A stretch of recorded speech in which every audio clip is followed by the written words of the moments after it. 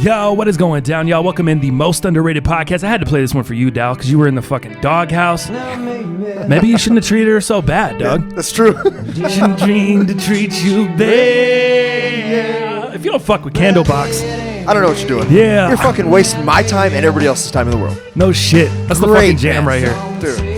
It is the most underrated podcast, man. Welcome in. I am Thomas the Franchise, the homie Dal Palantonio sitting across from me. JJ Stringstein at the end of the table. Brought your headphones today, I see. No. Oh, shocking. Yeah. Fucking fire. I know, right? He looked at me all confused. No. Do you see headphones? No. What? I brought headphones? What? No, don't worry about it. I just given up. Okay? No, yeah, that's fine. Yeah, no. Everyone loves your fucking theme song. You don't even know what your theme song is, so that's fire. Yeah. We're coming in really prepared for the podcast, about a half hour late, which was tight. It's all right. It's all good. Dal was late today too, but Dal got a new fucking whip. Is that why you were late? Or were you just like, fuck it, I got a new whip. I'm fucking Dal Palantonio, new whip. Who dis? Like, fuck you. Fuck your podcast. I don't care. I don't need to show up on time. That's exactly what I did. That's what it was? Took the words out of my mouth. Fucking sick. Got him. That's fine. No big deal. I'll just be here chilling by myself. Anyways, fellas, what is going down today? Tell them about your whip, Dal. Let's start with the whip conversation, because this has finally come to an end. This is something that you've been trying to get a new whip forever. We've talked tons about it. So what did you end up getting? How much is it costing? What's your payment going up? What are you going to make on the old whip? Give me all the details. The details are as follows, my man. So made a little money on the WRX, not much, just a little bit to put towards the down payment. I put down about $3,000 on this to make the payments right.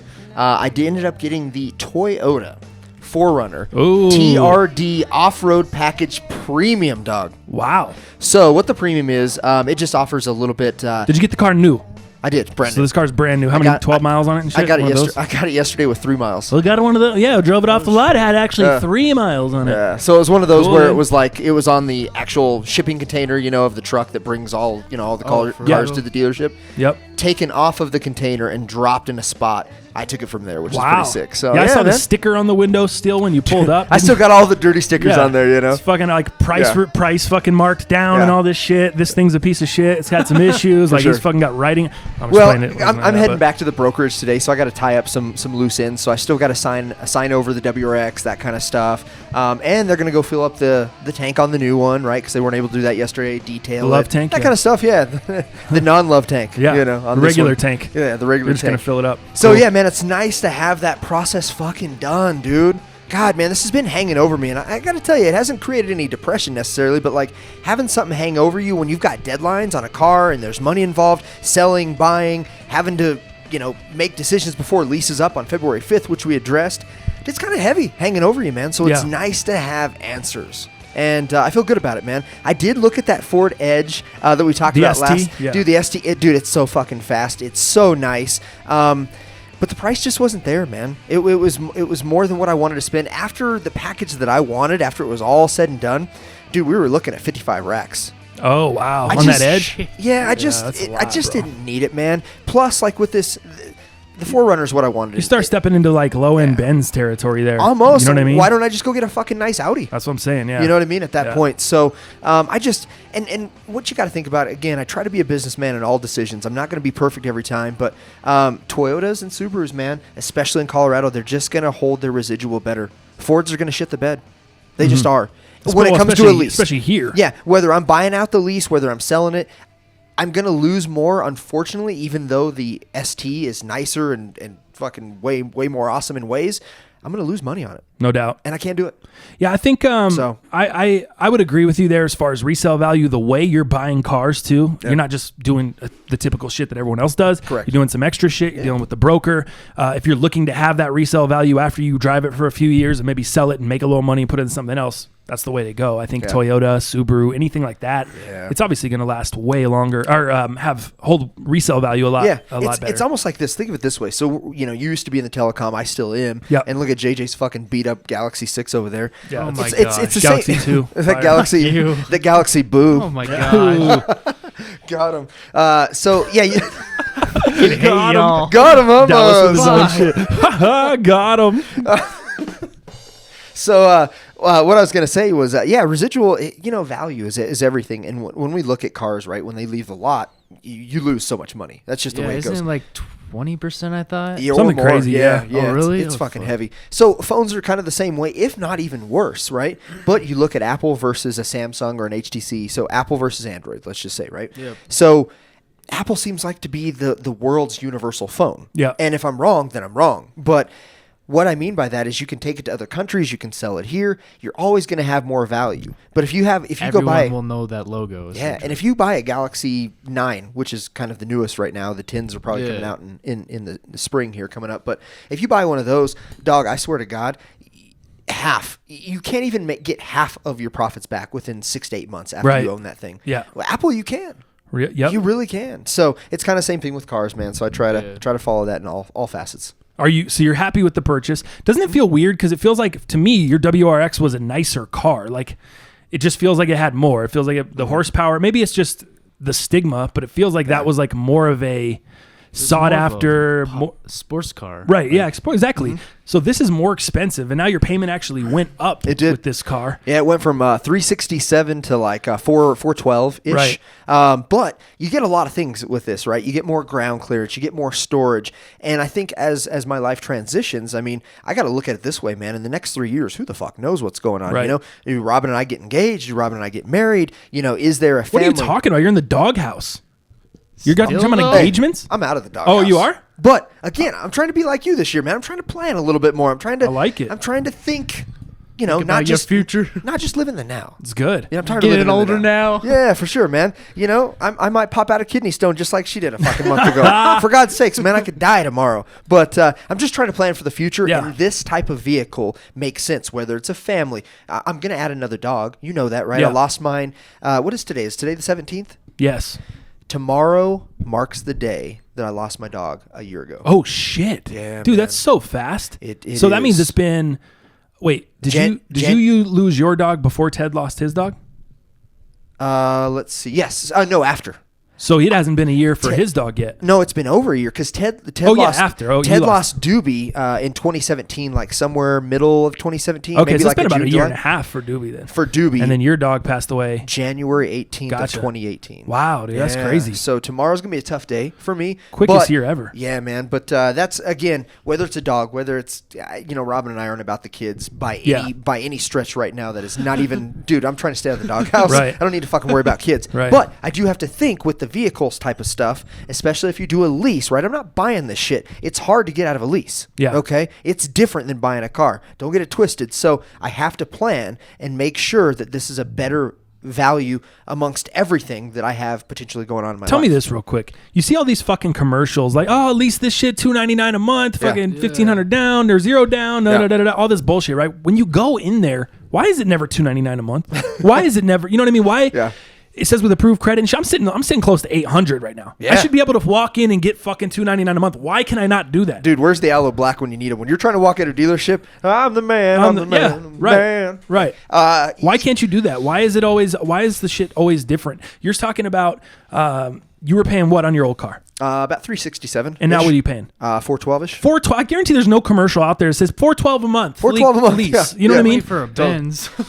I think it's really about the down payment. Your rate will obviously change and be better or worse based off your credit. That is the only thing your credit matters within a car is your rate. That being said, the amount down, that changes a lot. And then they're doing rebates. There's always these rebates that are there or aren't there in these package deals. So those things change like almost like daily, like cell phone promotions, right? Yeah. That shit changes so quick. So in this case, put a couple grand down. Really what it's about is them running your numbers, your credit score versus your approval versus your down payment. And that's what's gonna make the difference. And what rebates? Toyota in this case, I got a $1,500 rebate. Yeah. So my payment could have even been more. Wow. Okay, but they did have a nice rebate of $1,500.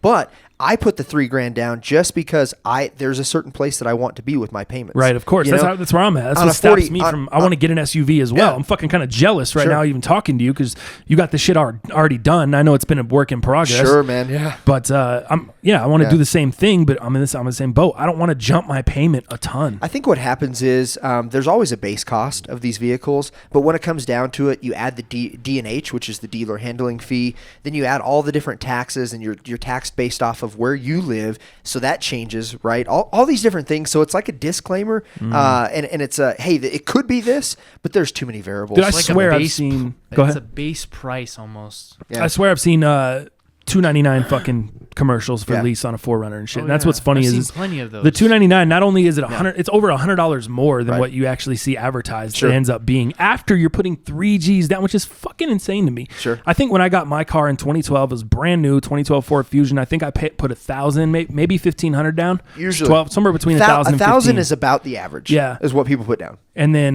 my shit's about $305 a month on a lease. That's a nice payment. So nice. That's what I'm saying. It's so hard for me to want to jump that. Plus, my whip is kind of, I bought out the lease. I've just been driving the whip. Yeah. I was going to kind of just drive this car into the ground. It just hit 100,000. The shit's running like Did it? That's perfect. not bad for as long as you've had it. Nah, man, it's running perfect. And my only issue is I want to get more space, dude. I want an SUV. I want to be able to haul some shit. If I'm going to move, I want to be able to throw stuff in there. Totally. So I'm in that boat. I'm in that kind of transition mode too, and I'm in the weird position where okay, wait, You've got the house do thing I wait till too. I get out of my condo this spring, which I'm trying to do, or I would wait for the house thing, dude. I would if you can. If you can. No, I can. The car's not breaking down. Everything's Yeah. I'm not. Dude, your car is fine. always jam packed, dog. Too. It You always is. pick me up in the morning, and the Shit in it all front, the the front's time. pretty good. Yeah. But you get into the back, you just have a lot of stuff. It's Yeah. not trash. It's not shit. Yeah. It's just a lot of stuff. Always. You have to have a lot of stuff, man, with you, and the trunk's fucking full, dude. You got every sport under the fucking sun in the trunk, dude. So we could pull up on anybody. We could play some flag football. Oh, let's play we could again sports in that bitch. We could fucking go rollerblade. We Yeah. can do some royales Right. real quick. Exactly. You know? We got all kinds. Rollerblades. I got fucking hockey sticks. I got softball got gloves. in the disc golf? trunk. I got disc golf. I Why? got football gloves. I got cleats. Cause dog, I don't have like a sports. I don't have a garage, so my trunk is literally just like my is your garage, garage. dog. Yeah. And it's just been that way. I just Totally. have had mad sports equipment there. You never know when you just need to pull up on some fools and fucking run a game real quick. That's it. You want some horse real quick? Oh, you want to do a quick 21? You want to do a little 1-on-1? You want to do some hockey? You want to fucking hit a couple slap shots? You want to Already go? ready. You want to go grind a kink rail? You want to hit a 5-stair? What do you want? I'm ready to do it sport, all. damn. I'm just ready. I'm already ready already. Yep. Actually, I might not be that ready with a busted ankle, but after this heals up, I'm fucking ready again. Hey, you put some CBD on that shit or what? Yeah, it's All fire, right. dude. Dude, you know what that CBD really helps out with? Dude, look at that. So where I got punctured, Yeah, from the via fence. the fence Yep, on, yep. on the palm, dude. I put CBD on that. I swear to God, man, it helps with the not just the healing process, but with like lacerations of For any sure. sort. It like connects that tissue and gets it really responsive It's and gets insane. it to like fucking heal quicker. No doubt. I feel like maybe it's in my head. I but felt weird when you said initially, like, rub some CBD on that. I was like, what the fuck are you talking about? It's not Neosporin. Like, some what are you CBD on talking? Put some CBD. Fire, dude. Yeah. Super fire. Makes a big difference. Honestly, I was like limping around.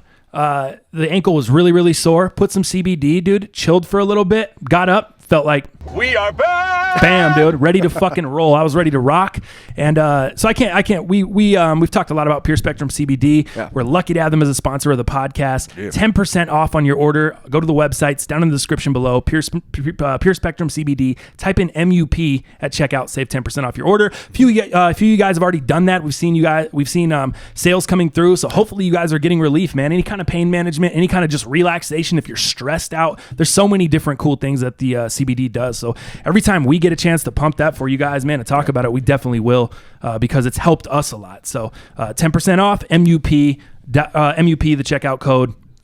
PureSpectrumCBD.com is the website there. It's all in the description below. Dal, let's as we move forward here. you want to check in on the Love Tank? We got a lot of stuff to talk about on the podcast. I'll kind of run that down and then let's get into that. But Okay. as far as what we're going to talk about today, obviously sneakers, releases, we got a pickup. We're going to take a look at huge championship weekend in the NFL. We're going to talk about that. It is the last weekend of NFL football before the Super Bowl. So we're winding down. I know we got the Pro Bowl. Nobody gives a shit about the Pro Bowl, so I don't count that as a game.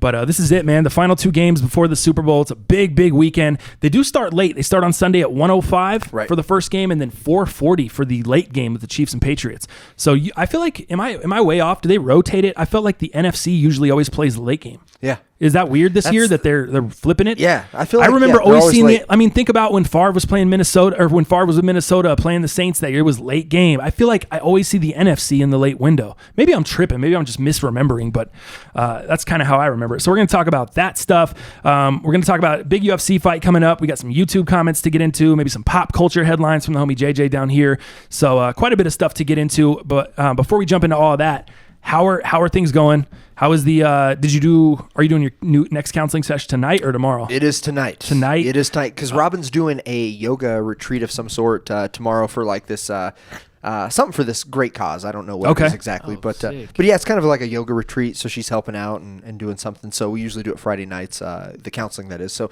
yeah, we have that tonight. So God, what is this, man? Now our fifth session. Nice. Since we've gotten back into it. Dude, it's going really well, man. That's what you said last time, and then you went into all this fucking shit. You were down the toilet, and you were in the doghouse. You're talking about how great everything is. Is. Actually great, or are we waiting for a story here? I think I might have even said I was undefeated in the counseling You session. did, yeah. Multiple times. I think people alluded to that in the comments as well, which we'll get to, which is pretty funny. But nice.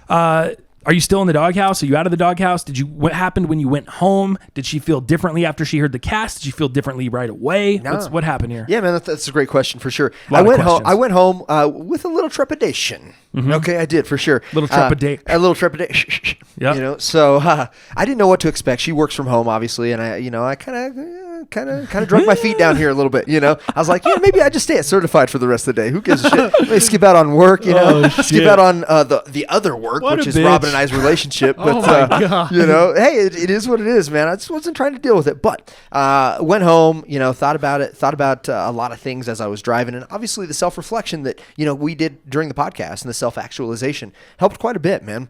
You and I kind of talked at the end of it, but I went home, man, not with my tail between my legs. I went home with confidence and saying, hey, Robin, a lot of this is my fault, man. I was having a shitty day. I should have set better expectations. If I did, I am sorry. And I actually said, I'm sorry. No, you didn't. I did. I said, I am sorry that me being fucking weird and being bitch made that day, I'm sorry that may have interfered with your fun, with your ladies, and your emotional state.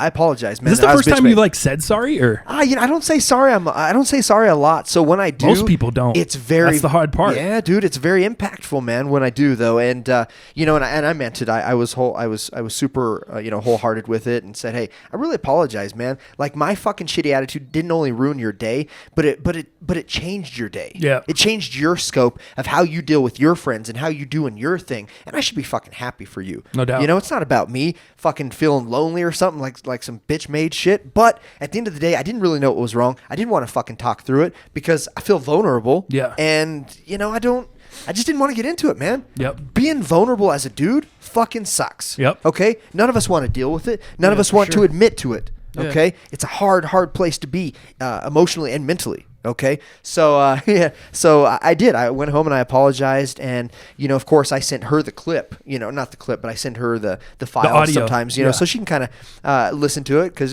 she's obviously she likes to check out the cast. She wants to hear it, and especially when you're telling her save it for the cast every 5 minutes. No doubt. So she needs to hear the cast because I don't fucking talk to her. Right, exactly. So what's going on? Every time she asks you a question, save it for the cast. Hey babe, you got the file yet? Hey, I got the file, so I could actually get some answers to these questions. Got it. Send it. Boom. Forward it. There Boom. you go. Good. So yeah, man. I admitted to a lot of things and said, hey, man, that's never gonna fucking happen again. And the opportunity I have is to set better expectations. Look, if I'm feeling like a turd, let me tell you that I feel like a turd, and here's why. It's not your fault. I love you. Things are going to be okay. Go have fun with your ladies. I'm going to go be bitch made in the corner. Right. Leave me alone. I like it. It would have fixed everything. Some self-realization, some self-discovery. Yeah, no and by coming clean like that, dude, we're good. I'm looking forward to the counseling tonight. Again, I'm undefeated during the counseling sessions. Oh my gosh. I'm fucking. You need to stop, man. I'm 0-14 though during the regs. At the house. Yeah. That's where I'm 0-14. Of course. Okay.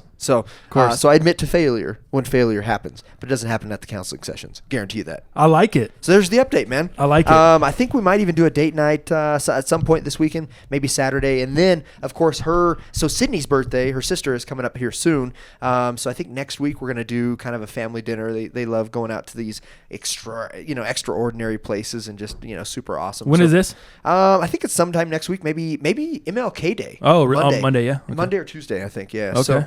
So we're gonna do that, and then Robin's birthday is right around the corner, man, in early February, and then we got Valentine's Day stuff. So, dude, there's a lot of money being spent here soon, and a lot of fucking love tank given. Yeah. Okay, so maybe I can be a dick here for another week or so, and then just fucking pour it on here in the next couple of weeks. Why do you need to be a dick? I don't understand. I don't need to. Dude, be. you're just gonna bury yourself if you do that shit. No, I don't need to be. That's crazy. So speaking of dick, dude, my shit's going fucking great. Everything's fine. Okay. Everything's been awesome. Good. There's been a couple little issues with we've had a couple little fucking kinks in the hose, if you will, with her friend jumping into our fucking relationship. It's been a little bit of an issue, but now, I think we're getting shit kind of handled. No, dude, it's been I don't want to jump into the whole fucking thing because it's a big fiasco and everything's fine with us. And my girl knows that it's kind of absurd. But anyway, when she gets together with this friend, they just kind of get fucked up. That's the relationship they've had. They just get all go out, get drunk, get fucked up, which is fine. Like, do whatever you want to do. Just be safe, you know? I don't care. But there's been the past couple times where it's kind of been like we had plans or we had some shit going on or I was anticipating something else. Like we had kind of some shit to do and she ends up going out with her, hanging out, and then ends up getting too fucked up, can't drive home. So I'm like, looking out like, hey, I'll come pick you up, whatever. And it ends up being an issue where her friend fucking grabs the phone, starts trying to talk to me. My girl's not the easiest person to talk to when she's drunk. That girl's not the easiest person to talk to when she's drunk. I'm the only sober motherfucker. You know how frustrated I get, how easily frustrated I get. I don't want to be there. If someone is bad at communicating, which this girl is, very bad at communicating, which she's drunk. Maybe she's really not in real life, but that's the problem. And this is one of her best friends. This is where it's a fucking weird situation. This is one of her best friends, and the only times I've met her has been going to pick up Mia, going to fucking deal with this situation. So it hasn't been the most pleasant scenario, especially because she snatched the phone from her twice and started just chopping me up on the phone. And I'm trying to be cordial. Yeah. And she's drunk, so she's not really knowing what's going on. But she thinks that, and I'm still down to like get together with her and officially meet her. Yeah. But I was like, man, I don't want to meet you. And I told her like multiple times, I don't want to meet you in this kind of scenario. Like I would like to sit down and all of us meet sober. Yeah. Just have a fucking dinner, maybe have a couple cocktails at that time and get to know each other then and chop it up. Like, but we're not the kind, I think we came to a conclusion and a resolution last night where her and I are just not the type of people that would ever get along. We're not, dude. Geez. We're not. We're just so opposite, bro. She's everything that I try to stay away from in life. Yeah. And I told her, I apologized to my girl 5 times last night. I'm so sorry. Like, I'm sorry we're like this. I'm sorry that I know that's your best friend, but you've got to, and she understands where I'm coming from. Sure. Like, I'm not trying to do anything malicious. I'm not trying to come between their friendship. All I'm trying to do is look out for my girl. But this chick has snatched the phone out of the hand 2 times. It feels like she's trying to drive a wedge, which is fucking weird because she just got proposed to. She's getting married.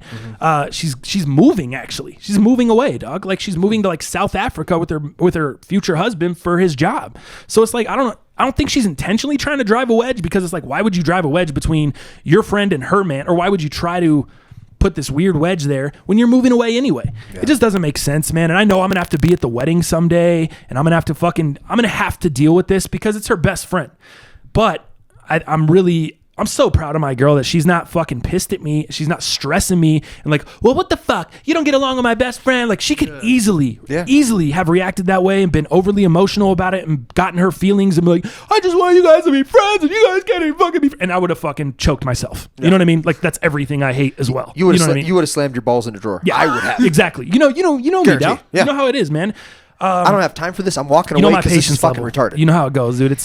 I do find it weird, dog, that you... So Robin's friends, they're different. They're different than I wouldn't say they're weird, but we're not into the same thing. Right. We're different. Different priorities. However, that being said, and they've had wine together and they've gotten a little loose at times because Robin hangs out with him a lot. No doubt. And it's cool. And I've met them in person multiple times. I've went and had Sunday fun days with them multiple times. I've went to their houses. Yeah. Well, one of their houses, not the other one. But there's been so many different occasions of knowing these people now. Do I want to fucking hang out with them every day and every week? No, because they're not my friends. Yeah. I have my friends. Right.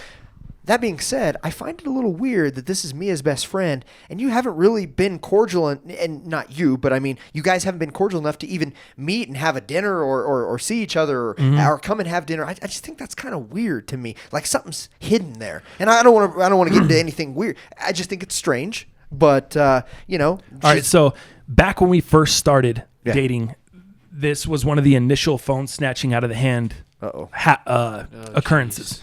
I wasn't super pumped about it because I'm like, we're good with our relationship. We don't need to bring other people into our relationship. We don't need my Uncle Roselli chiming in, giving fucking relationship advice. We don't need your friends giving relationship. We don't need anybody else involved. We're doing our thing. Everything's good.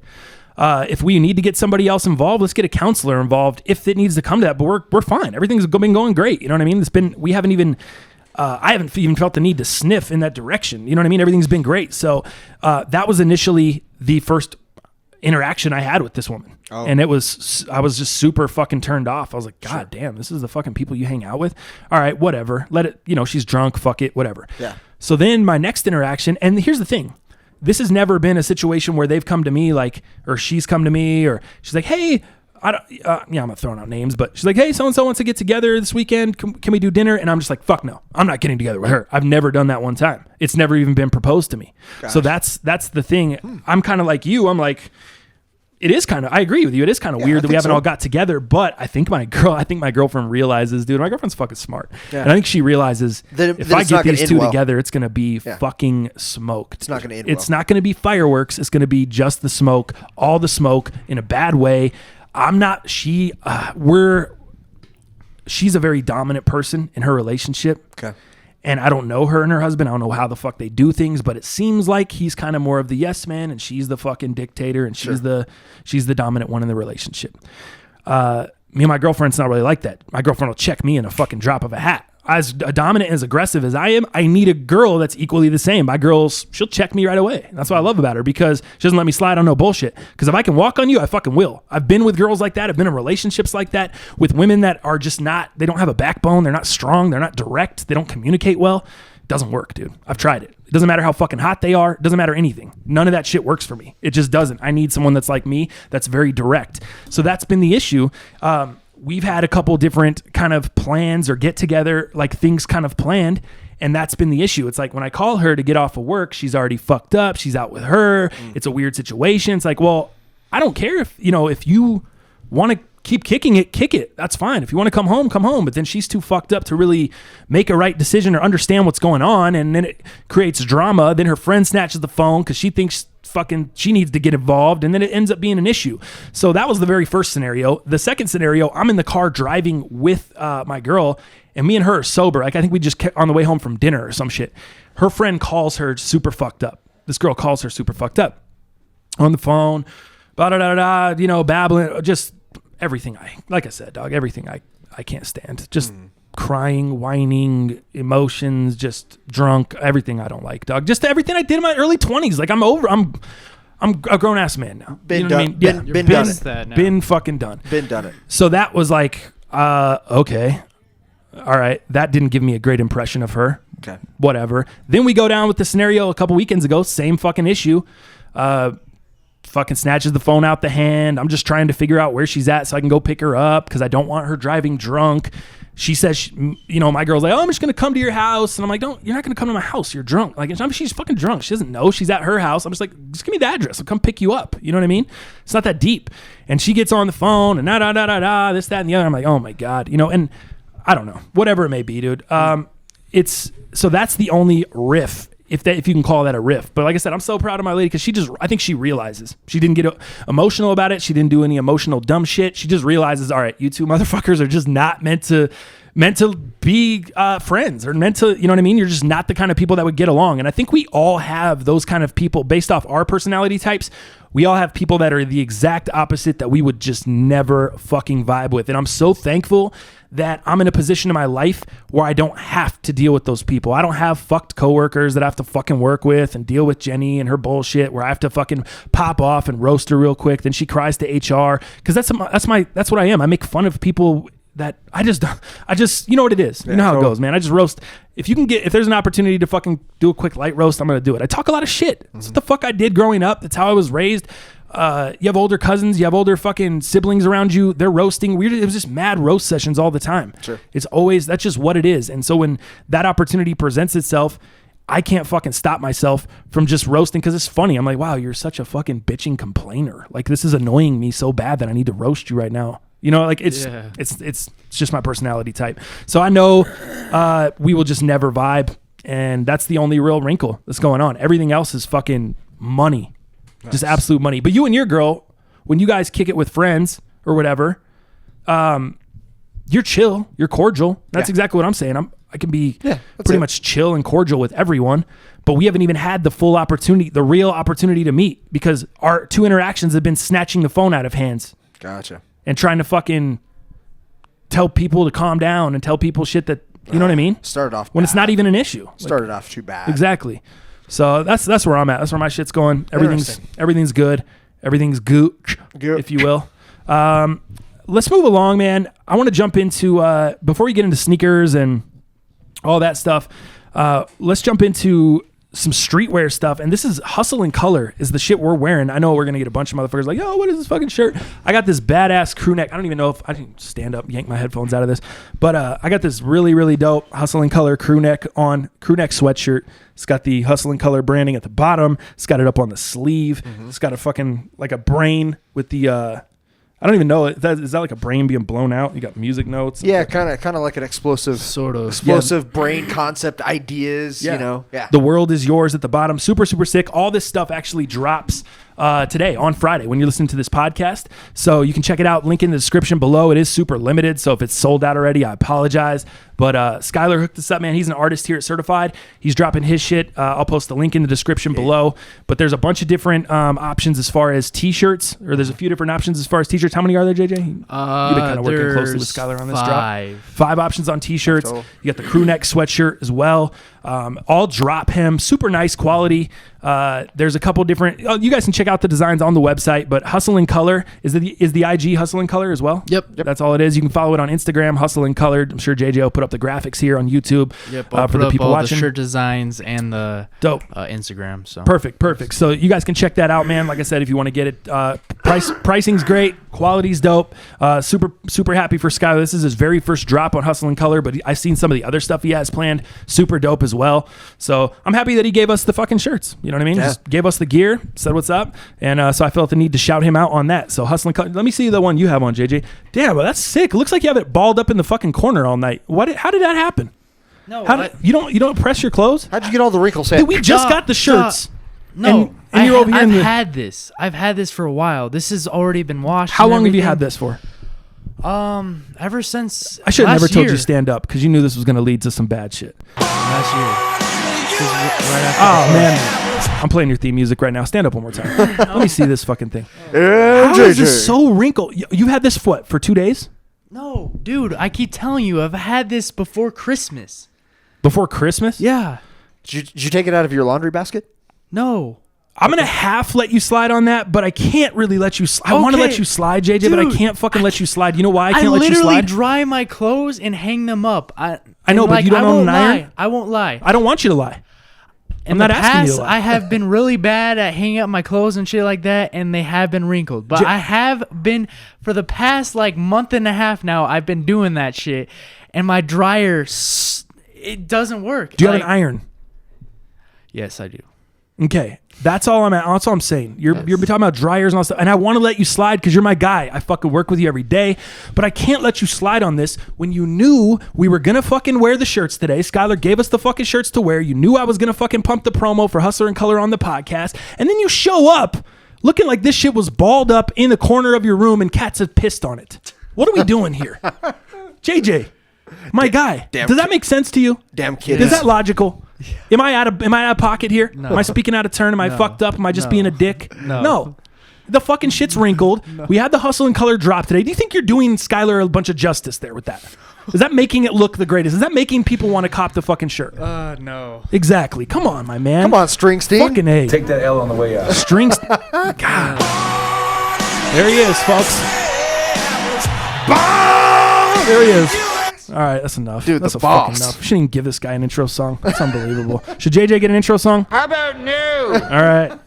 How about new? It's Austin Powers if you need. Actually, Dr. Evil.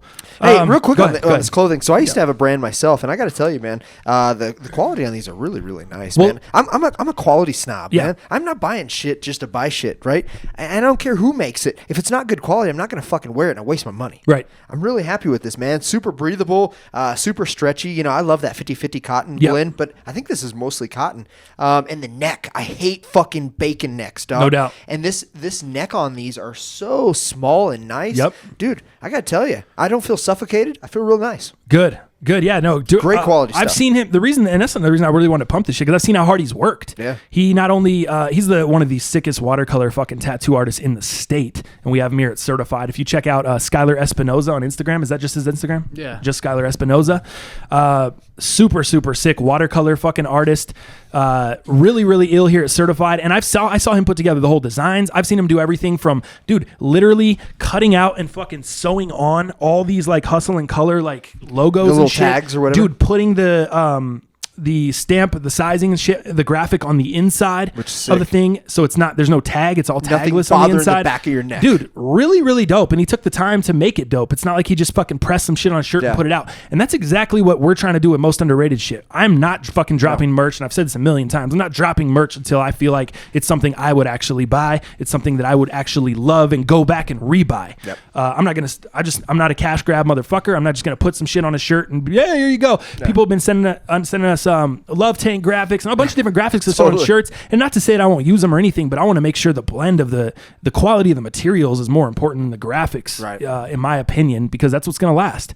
So that's the direction I would go with it, and that's what I would say about it. JJ, I'm not trying to fucking just be a dick and roast you on the shirt, but you knew we were having the drop. You're making my man's shit look like shit. We're in here trying to fucking pump the clothing, talk about how dope it is, because it is dope, and then you show up in here with the fucking string steamed, fucking wrinkled up. Yeah. I don't even know. It's just bad. If I get you a steamer from like those mall kiosks, get him a steamer. How about would you use it if I got you a steamer? Because irons, they take a while to heat up, and then you got to do it, and you got an ironing board. Dude. I'm gonna get you a steamer. JJ steam. I just want a fucking dryer steam. There he is. It would solve all my issues. What? I wish I just had a dryer that fucking worked. It would solve all my issues. I don't think it would, because in the past that's all I did. It was like dry it and it was fine. But that's here.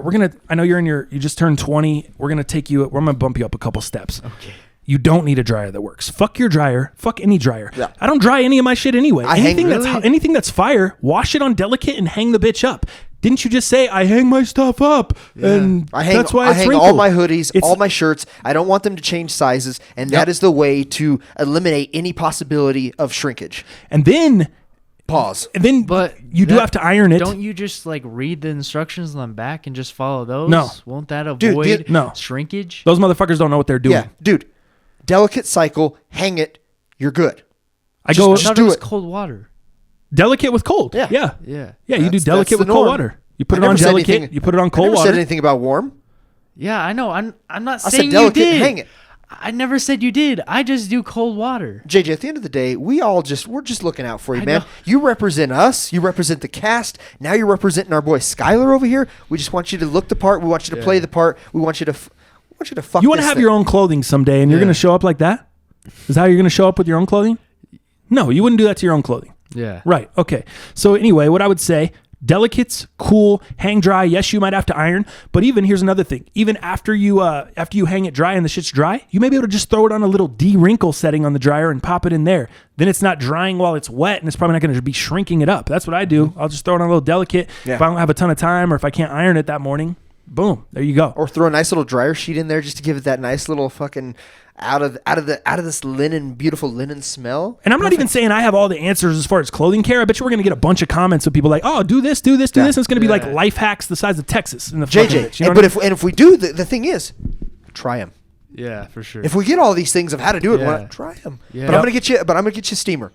It's settled. There he is. Steam. Okay. All right, that's enough. We hit the theme song a lot. We've hit our quota. All right, so that's Hustle and Color, man. Really, really dope. I thought that was a good. I'm really happy. Thank you again, Skylar, for fucking providing for sure the shirts and the crew neck and shit. Perfect timing.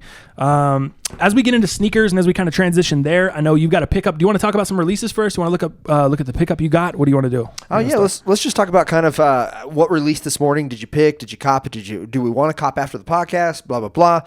And I also wore my shoes in celebration of the release today. So we talked about it, the Nike Element 87, right, in the Volt Racer. That dropped this morning. Did you hit any online drops? Did you try? No. I didn't either. No. Remember we talked about it last week. This is a shoe that we need to see in person. Yeah. And to be honest with you, I don't even know if we need to waste our time today. I'm not really that interested. Nah. I love my 87s, but this Volt colorway is cool. I just don't know if I like the black the black outsole or midsole, excuse me, on these. I just don't. We tried that pair on, a couple months back. So I like this pair, man. This pair and the Sail. I like them better on feet. When I look at them on your feet, I like them. When I see them in hand, I'm not that big of a fan. But on feet, I like them a little bit more than I would just sitting there on a shelf. And I've been tying these. Dude, I love these when you tie them. I used to hype beast lace them, and, they'd kind of have a little bit of flop, not much. But, dude, when you tie them, dude, they lock you in, and they feel real nice, to be honest with you. Yeah, man. I talked about that before. I need to try them on, especially because I'm in between the 12 and the 13. I really need that 12.5, dude. That's 12 and a half.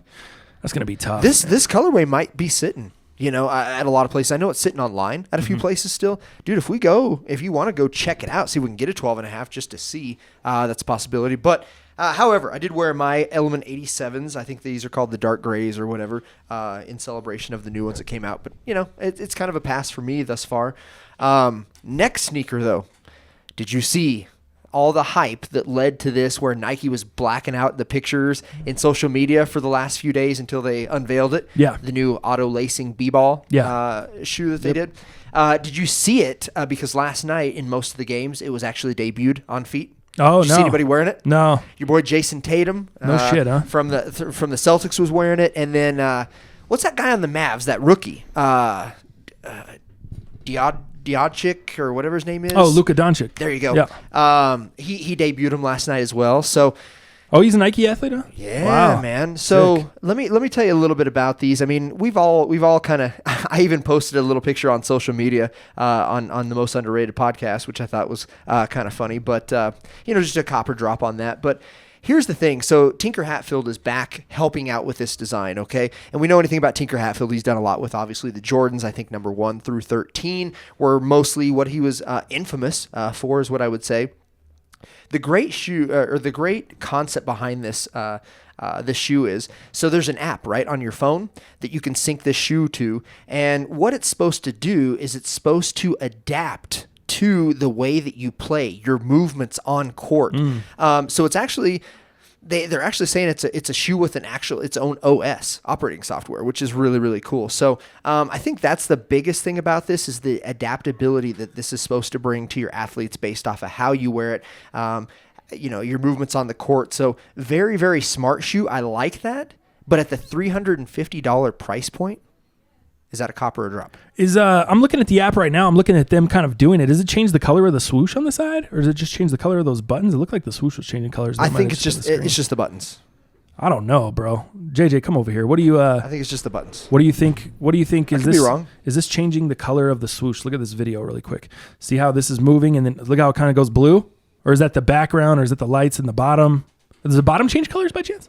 The bottom. Oh, that's right. Okay, Yeah, so it's the bottom that's the- illuminating underneath and making it give that appearance. Yeah, it's that bottom. See, here's my thing on it. I think it's a cool technology. I think it's overall. I just don't think it's there yet. I don't even know what the fuck I was trying to say. I don't think it's there. I don't like the chunky look of all the shoes that have had this self-lacing technology. They all kind of look too chunky for me. They kind of give that futuristic mixed with dad shoe type of look. They're just too chunky for me. And I get that that's that first gen shit, dog. I mean, that's exactly, the first drones that came out died in 12 minutes. You know what I mean? Like, that's just now they're lasting a half hour.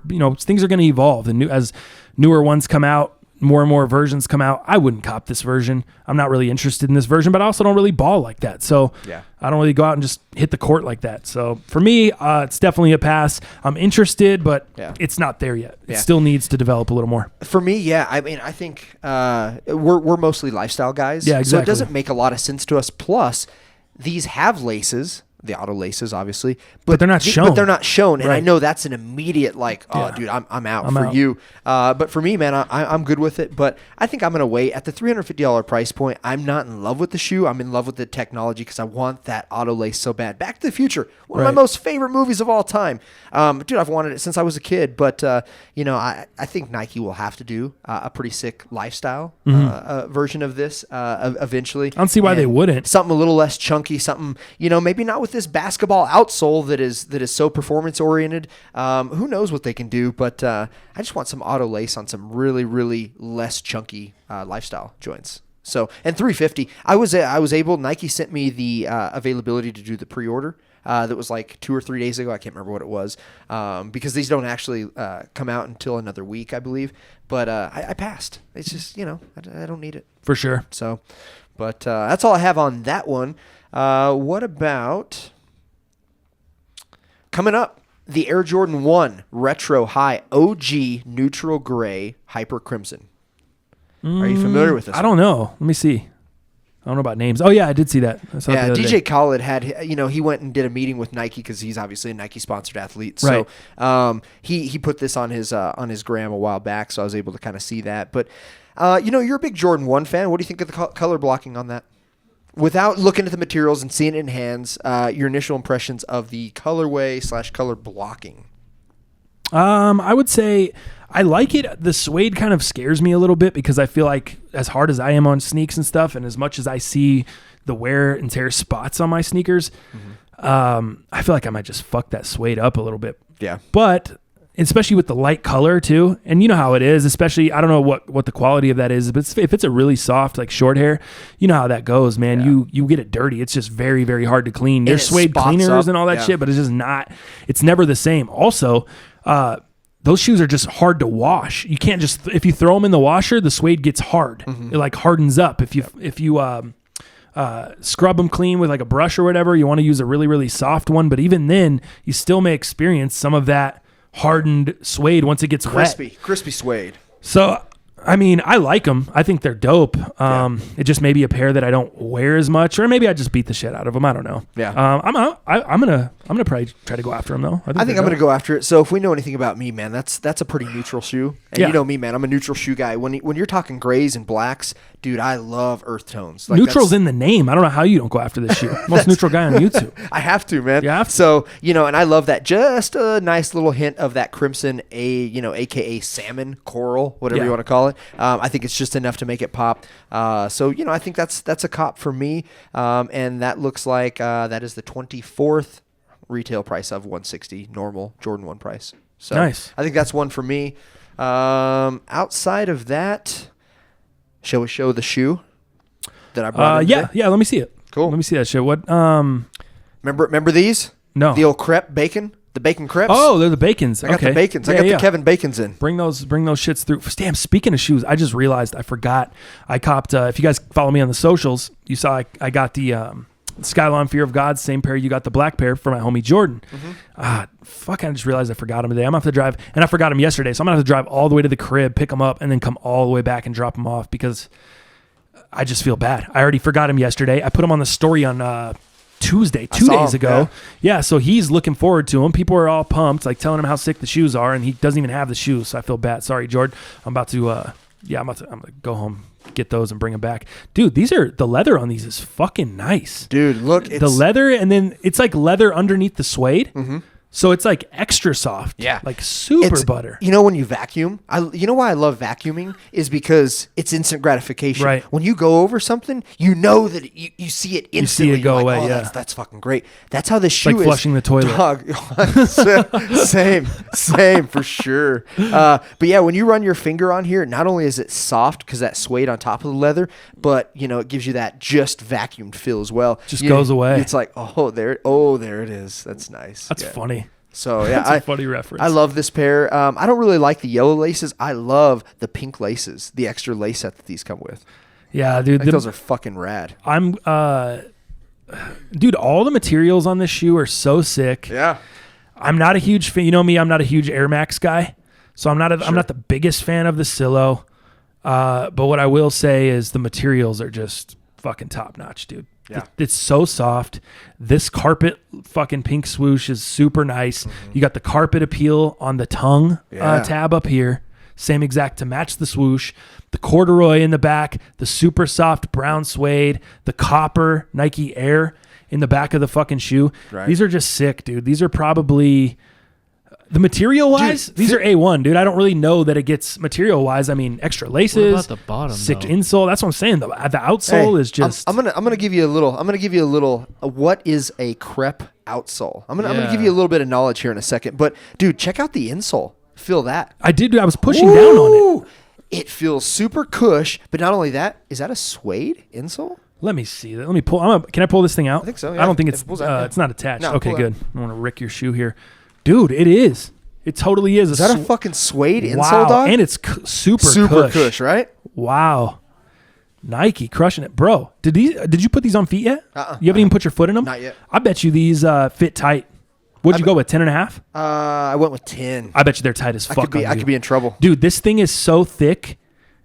This is a thick Nike insole, dude. It is. This is thick, and with the suede, I'll bet you this adds. I bet you these are tight. Here, which foot is bigger on you, right or left? Right. My right too. Let me put it on real quick. Let me see this shit. So you got the pink. In addition, the suede insole, but then you got the pink Nike Air on there too.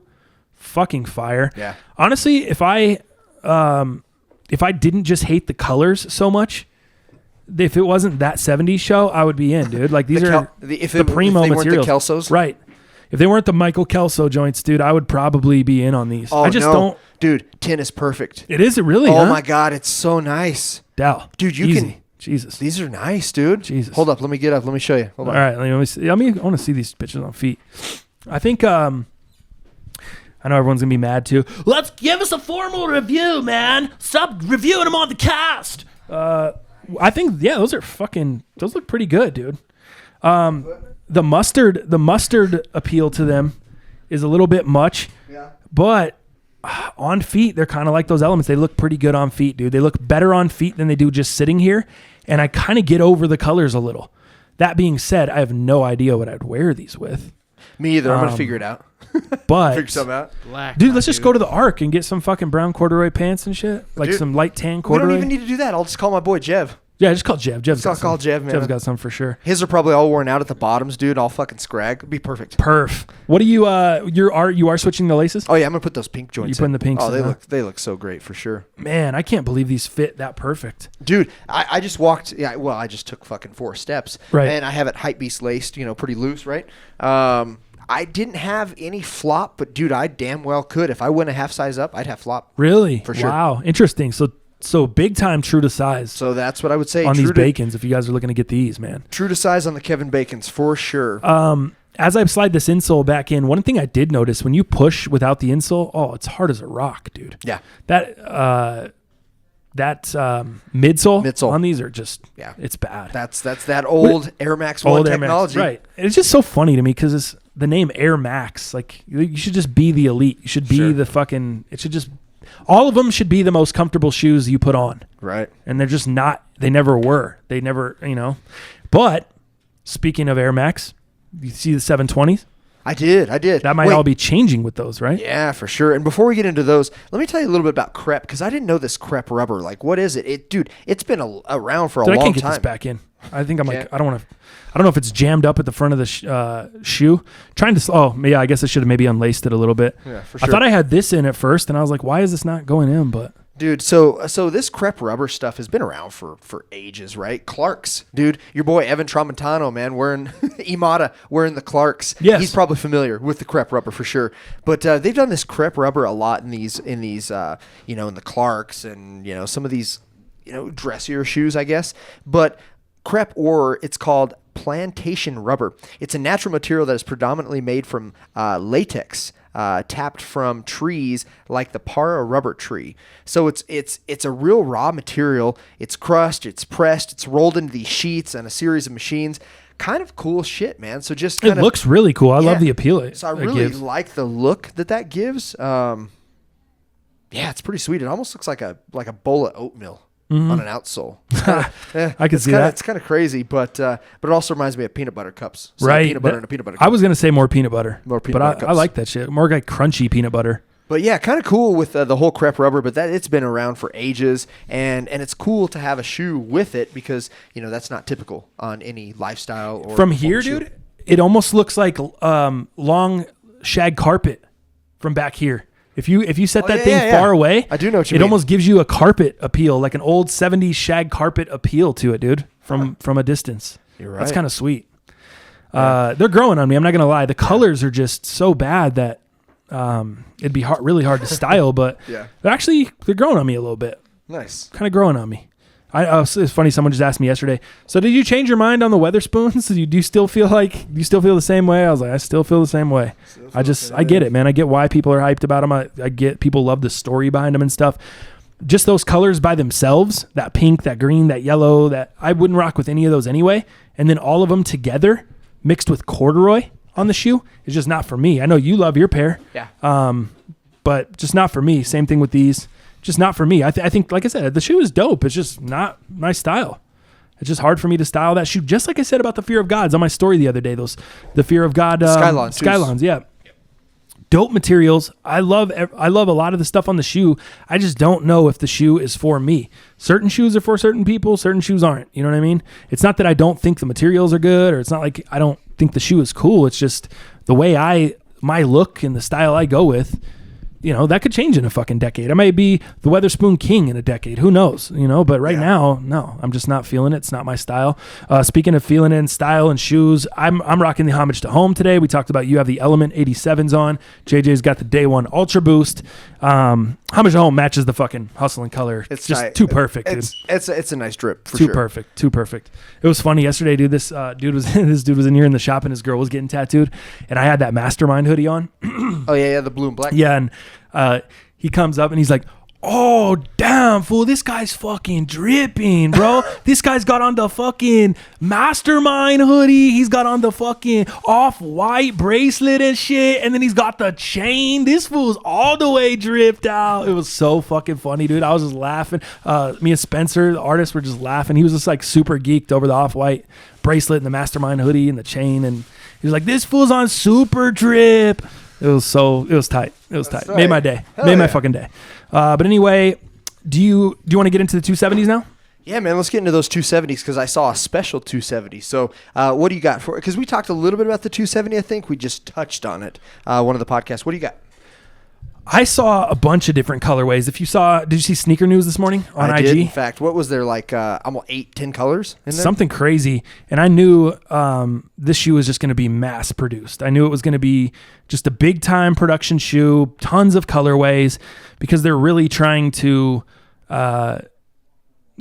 get the Air Max. I don't want to say it's off the map, but I think they really want to put it out. They kind of started with the 270s. Mm-hmm. They put that out in a ton of different colorways. This one, kind of the same thing. Are you interested in these? Do you like them? Is there any colors that you're like, I fuck with those? Not of the basic ones that are coming out. But did you see, so obviously the Northern Lights colorways? Did you see those ones? I don't fuck with any of them. Are these the basic ones you're talking about? Yep. These are basic. Yeah. What do you mean? How are they basic? Well, no, those are, that's what I'm going to get into. So those are the basic colorways. Let me put you on some game here. So right now there's a big fashion show, right, that's happening in Paris? Yes. I think it's called We were staying in Paris, actually. No chain smokers. Nice. It's called the FW19. I don't know what it is, but, I'm just not into that super shit. But there were 720s spotted out there that weren't these GRs that you're seeing here. So it's the new undercover collab with Nike Airs. So I am interested in those a little bit because you've got some different transitions, but as a collab, I can do that. You've got a yellow pair with a little bit of burgundy, and then you've got this. I see the yellow. Let me see the other one. That's not a very good picture. You can't hold it up? Oh. Here. You got the. But that black, I might mess with, man. I'm out on those. I'd rather have the yellow, even though the yellow are little Lakers. Do you see the toe box on those 270s though? It kind of reminds me of like an older like Samba fucking soccer shoe. Do you get that? Kind of reminds me of the Nemesis, or the Copas. Yeah, the Copas. Yep. Yeah, Adidas was doing a little bit. Not the not so much the mesh pairs. Yeah, but the pairs that have the same upper as that Vapor Max Plus. Yeah, for sure. Yeah. I don't even know what the hell that shit's called. Yeah. Engineered mesh or whatever it is. But the regular mesh pairs, not so much, but that engineered mesh or whatever, for sure. I mean, I'm not, I don't know. I'm not jumping out the window over them. I don't even really love them that much. I'm interested in the comfort because the homie Brian sent us a link this morning. Do you see Nightwing did a video on them? No, I didn't. I actually watched that shit already, but he sent us a link with it. It's actually pretty dope if you want to check it out. Really? He just talks about some of the structure and some of the stuff. And one thing he mentions in there, the air bubble goes all the way around the outside without any breaks in between the bubble. That's never been done. A lot of Air Max before, they had kind of little I forgot the term he used, but little pods, almost like little breaks in the bubble somewhere. This goes literally all around the shoe, almost in a full 360. It does end up towards the toe box on both sides, but it almost goes all the way around the whole shoe, just air. And in the center of it is where you have your stabilization or support, just in the very middle of your foot. But the bubble itself, if you look all the way around the shoe, the bubble goes all the way around without any pods or any breaks throughout. Does that make sense? Yeah, absolutely. Is that what I'm trying to say? Yeah. So this is kind of the first of that. He said they're super comfortable. He described them as super comfortable. I mean, for me, comfort kind of starts and ends with boost. If it's not boost and you're talking about comfort, you're going to really have to prove me something. You know what I mean? Right. So if it doesn't look dope stylistically and you're bragging about comfort, I'm probably still going to go in Ultra Boost. Sure. It just is what it is. If we're talking comfort, if it doesn't overwhelm me stylistically, I'm probably not going to cop. Yeah. Because if I want comfort, I'll just go Ultra Boost. Comfort and style. Right. Ultra Comfort Boost. And style. Yeah. I mean, it's not the greatest looking style shoe, but they're good. Yeah. Still looks good. Pretty easy to wear. Yeah. You know, with just about anything, jeans or anything. No doubt. Yeah. If I'm going to hit the Sam's Club, I'm fucking going to throw an Ultra Boost. I'm walking around on concrete the whole time. Guaranteed. You know what I mean? Yeah. I'm probably not going to reach for the 720s unless they're blowing them out of the water. I just don't think that's true. it's hard to find. Right. Hard to find anything else more comfortable. Other sneakers this weekend? Anything else they're releasing you guys are looking towards? You don't want those Air Jordan 1 multicolor mids? Nope. And we're passing on, and we're both passing on the lasers, right? The laser 4s. Yeah. You know. What about I call those lazy 4s. The nothing special. Oh yeah, for sure. I totally agree. What about the Kith collab that they're doing with Mastermind and Vans? Did you see that shit? I did. Dude. I haven't seen a lot. I haven't looked that far into it. I want the fucking brown highs. I'm going hard for those tomorrow. Here's on the drop on Friday. This is probably already dropped by the time you guys are hearing this, but yeah, 11 a.m. Eastern time on Kith, so 9 a.m. Friday. Dude, I'm going so hard after those brown ones. Yeah, those are fucking sick. With the fur on the inside, with the old school like hiking boot laces, like you're in Boy Scouts. Yep. Those fucking take me back to Boy Scouts, dog. The hiker joints. You used to fucking, when your boots got worn out, you go to like Walmart and just buy some extras in the fucking lace aisle. You probably still find those today over by the shoe polish and shit. Those old school, the old school Boy Scout laces are ill. You got the Mastermind skull branding up on top, like a metal fucking skull, like stamped in there. That is ill. So I'm going hard after that. I'm also going hard after the Kith Mastermind fucking hoodie. It's like a hoodie slash that hoodie's the nicest thing on there, dude, in my opinion. So I'm going after that tomorrow, and I'm going after the Vans. Is this your first Kith cop? For online? Direct, yeah. Dope. I've had Kith shit in the past that was just like picked up from friends or picked up from clearance bullshit. But yeah, I don't fucking pay a lot of money for that shit, dude. I don't either. It's really got to impress me. This is Swarovski crystals. It's fleece, so it's not going to be fucking cheap. But it's a super sick high-end hoodie, and it goes with the Vans. I'm probably going to I'm going to go for the cream one. Yeah. But I like that. I'll do the black too. Either one. They're both really, really dope. I don't know pricing on them. Doesn't even say on here. I bet you it's astronomical. But I'm pumped about it. I'm pumped about that drop. I didn't know if you were up on it yet or if you had seen anything that about them.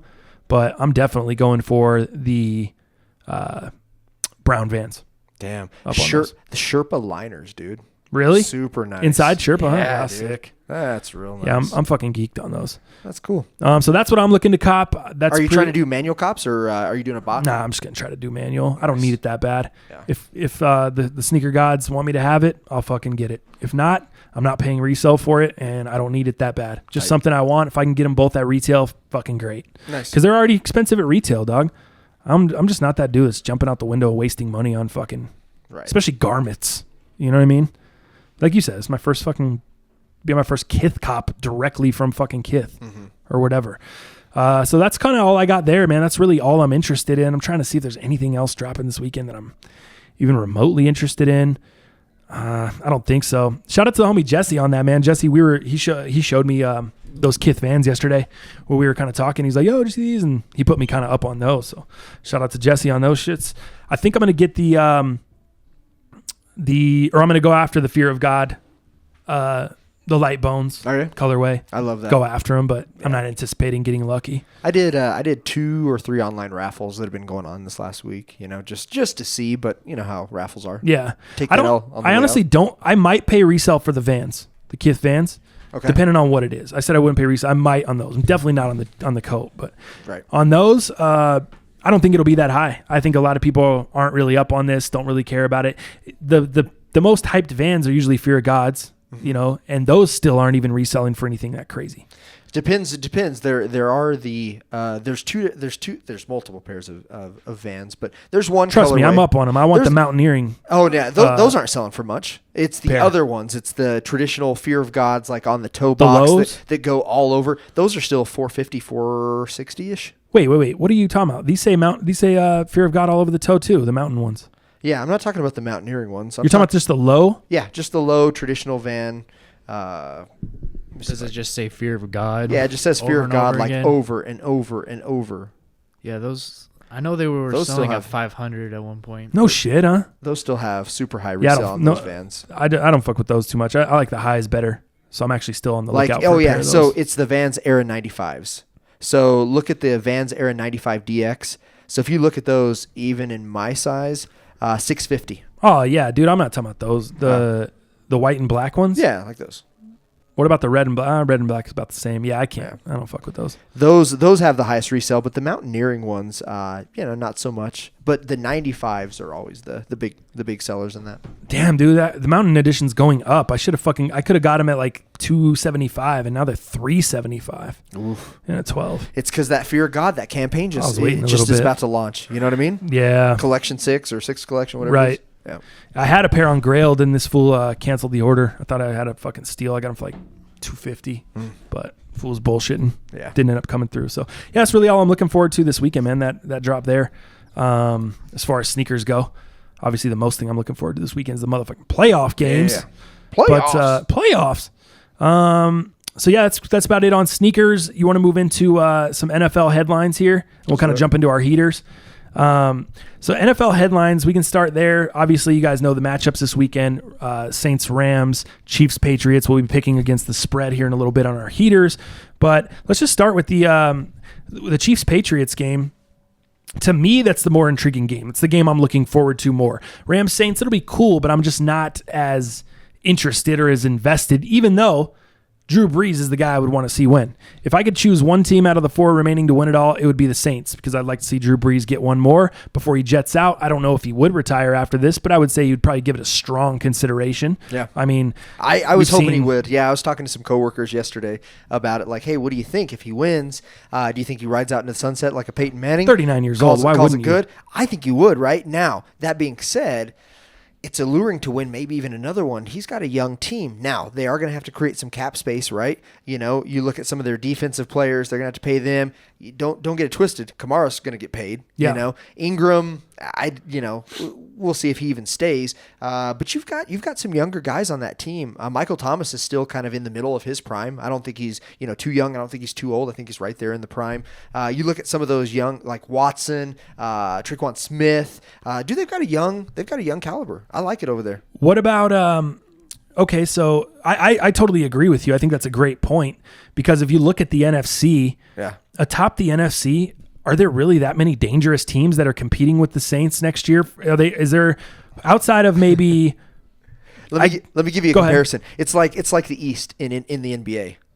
You know what I mean? Like, you have obviously Toronto on the top. You have Milwaukee, who is, I don't know. I don't even know if they have a better record than Toronto, but you've got Toronto, Milwaukee, and then you have the Celtics, right? Yep. So not too many others that really even play into this whole thing. The East has always been kind of the shit, when it comes to the NBA versus the Western Conference, and the NFC is kind of the same thing, right? In my opinion.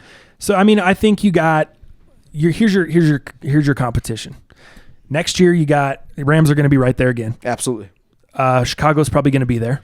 I don't anticipate them taking, but we've seen that happen before. We've seen a first-year head coach come in and just really fucking light it up, and Chicago did. They went 12-4. Right. Mitch Trubisky's second year wasn't really expected, but then they get the trade with Khalil Mack. Wasn't really. I think that even took the Bears fans by surprise. But I would anticipate, if we're talking this early, I would say Chicago's going to be there next year. Barring anything crazy, injury-wise or whatever, they're going to be in the playoffs. They're going to be there. Yeah. Even without Vic? Yes. Yeah, I think so. I still think the D is going to be fine, dude. Yeah. The talent's there. Yeah. Vic Fangio, I think he was a big part of it, but he also was a big part of them not doing that well a few years ago. I mean, he's been the defensive coordinator for a few years there, so I don't think it was all Vic Fangio. I don't think them not doing well was all Vic Fangio. I think it was a little combination of all of it there. But I think you got the Rams, the Bears. I don't think the Packers are really going to pose much of a threat. I think the new coach over there and Aaron Rodgers is saying this week he wants to be coached hard and all this shit. I don't think it's going anywhere there. They're going to have to rebuild over there. Dallas, I don't think they're going anywhere. As long as Dak Prescott can continue to improve, because like it or not, Cowboys fans, he's really the guy dragging that franchise down right now. I know you guys thought a few years ago you found your franchise quarterback. I know I was jealous as fuck because we were over here sitting with Paxton Lynch. We could have got Dak Prescott later in the draft. He looked like the better pick, but he honestly really hasn't taken the steps he needed to in his third year. He had a great rookie year. Second year was kind of so-so, a little bit of a letdown. And then this year they went back to the playoffs, but I don't know that that was directly due to Dak Prescott. I think it was more due to them acquiring Amari Cooper. That was huge. Now Dak's obviously throwing him the ball, so that gave him a nice target. But Zeke Elliott and the defense is what they rode to the playoffs. That's what really got them in the playoffs. So Cowboys, I think they'll be there. I'm not sure that they make a run or they're directly competing with the Saints next year, but I think they're there. Will Jason Garrett be there still? Oh, for sure. Yeah. Fucking Jerry loves that guy. He's his puppet. You know what I mean? Pulls the strings. So Philly, it's 50-50, dude. It's toss-up. I don't know if Foles is going to be there. You don't know what Wentz is doing. Is Wentz going to come back and be the Wentz of his rookie year? Didn't look that great this year. Right. Injuries. So I'm going to say atop next year. I don't like Kirk Cousins in Minnesota either. Nope. I think they're kind of they had their shot. Last year was kind of their window. We showed this year what they are. I'm going to say next year, same situation. You're looking at New Orleans, Dallas, and the Rams. I would actually, know who I'd throw in there as a dark horse? Seattle. And you know what else? You know what else I would like? Leading into the next piece of the conversation, dude, that is the fucking spot for Antonio Brown, in my opinion. Seattle? You put Antonio Brown out there, dude, they're a running-heavy team. They're a run-heavy team. They can still run the ball. But then you have Antonio Brown out there opposite of Doug Baldwin on the other side and then Tyler Lockett in the slot. That's a dangerous combo. And you got Russell Wilson moving around, extending plays, making throws on the run. Mm-hmm. That's fucking dangerous, dude. He's kind of like Ben on steroids a little bit. Ben can't really move the way he could previously. Yeah. This kind of reinvigorates Antonio Brown's just backyard football. You know what I mean? What about the Colts? You have T.Y. Hilton, who's arguably with injuries. I mean, he's kind of turned into a glass house, and he was injured the whole fucking season. And then obviously as this playoff crunch came down and whatever, he's playing every day, but he's doubtful, he's questionable.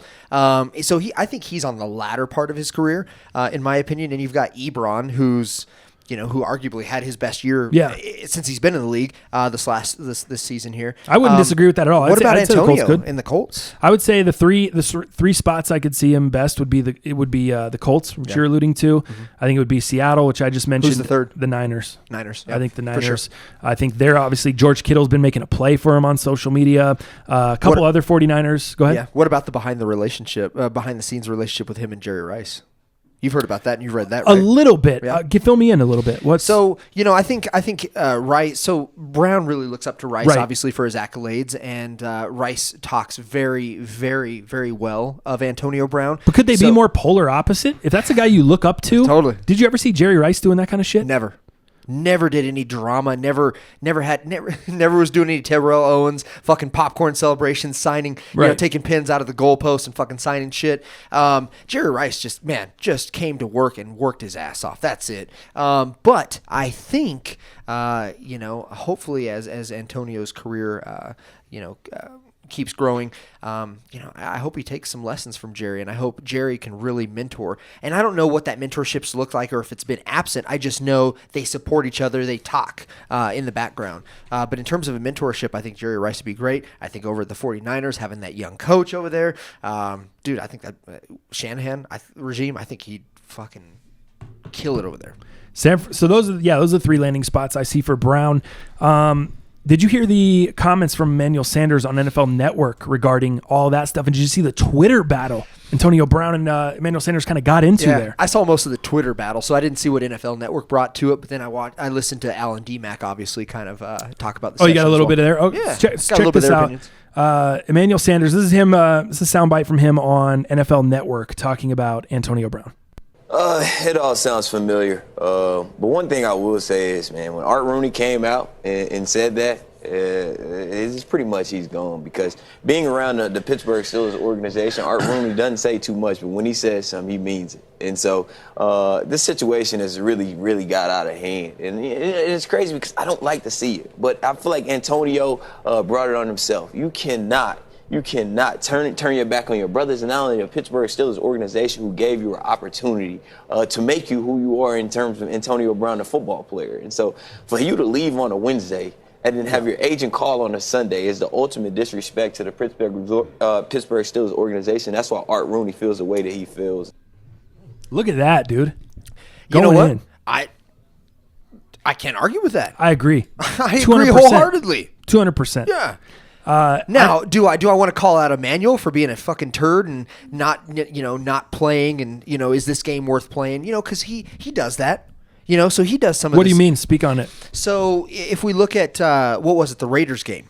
I think it was the most recent game where are you talking about this year or last year? This year. This year, well, he was injured. He was injured, yeah. So he got injured early in the year. But there was talks of him coming out saying, "Look, this game's not really worth it. I don't really," and that may be true as well. I think it was the Raiders game 2017 season, the very very last game of the year. There, he got an ankle injury in the first quarter. Yeah. And then he just fucking, he kind of, and some people were speculating. Is that what you're talking about? The speculation of him kind of faking the injury? That was 2017. Of multiple things, right? Yeah. So 2017, but then even this year, and he was hurt. But I thought this year was pretty legit.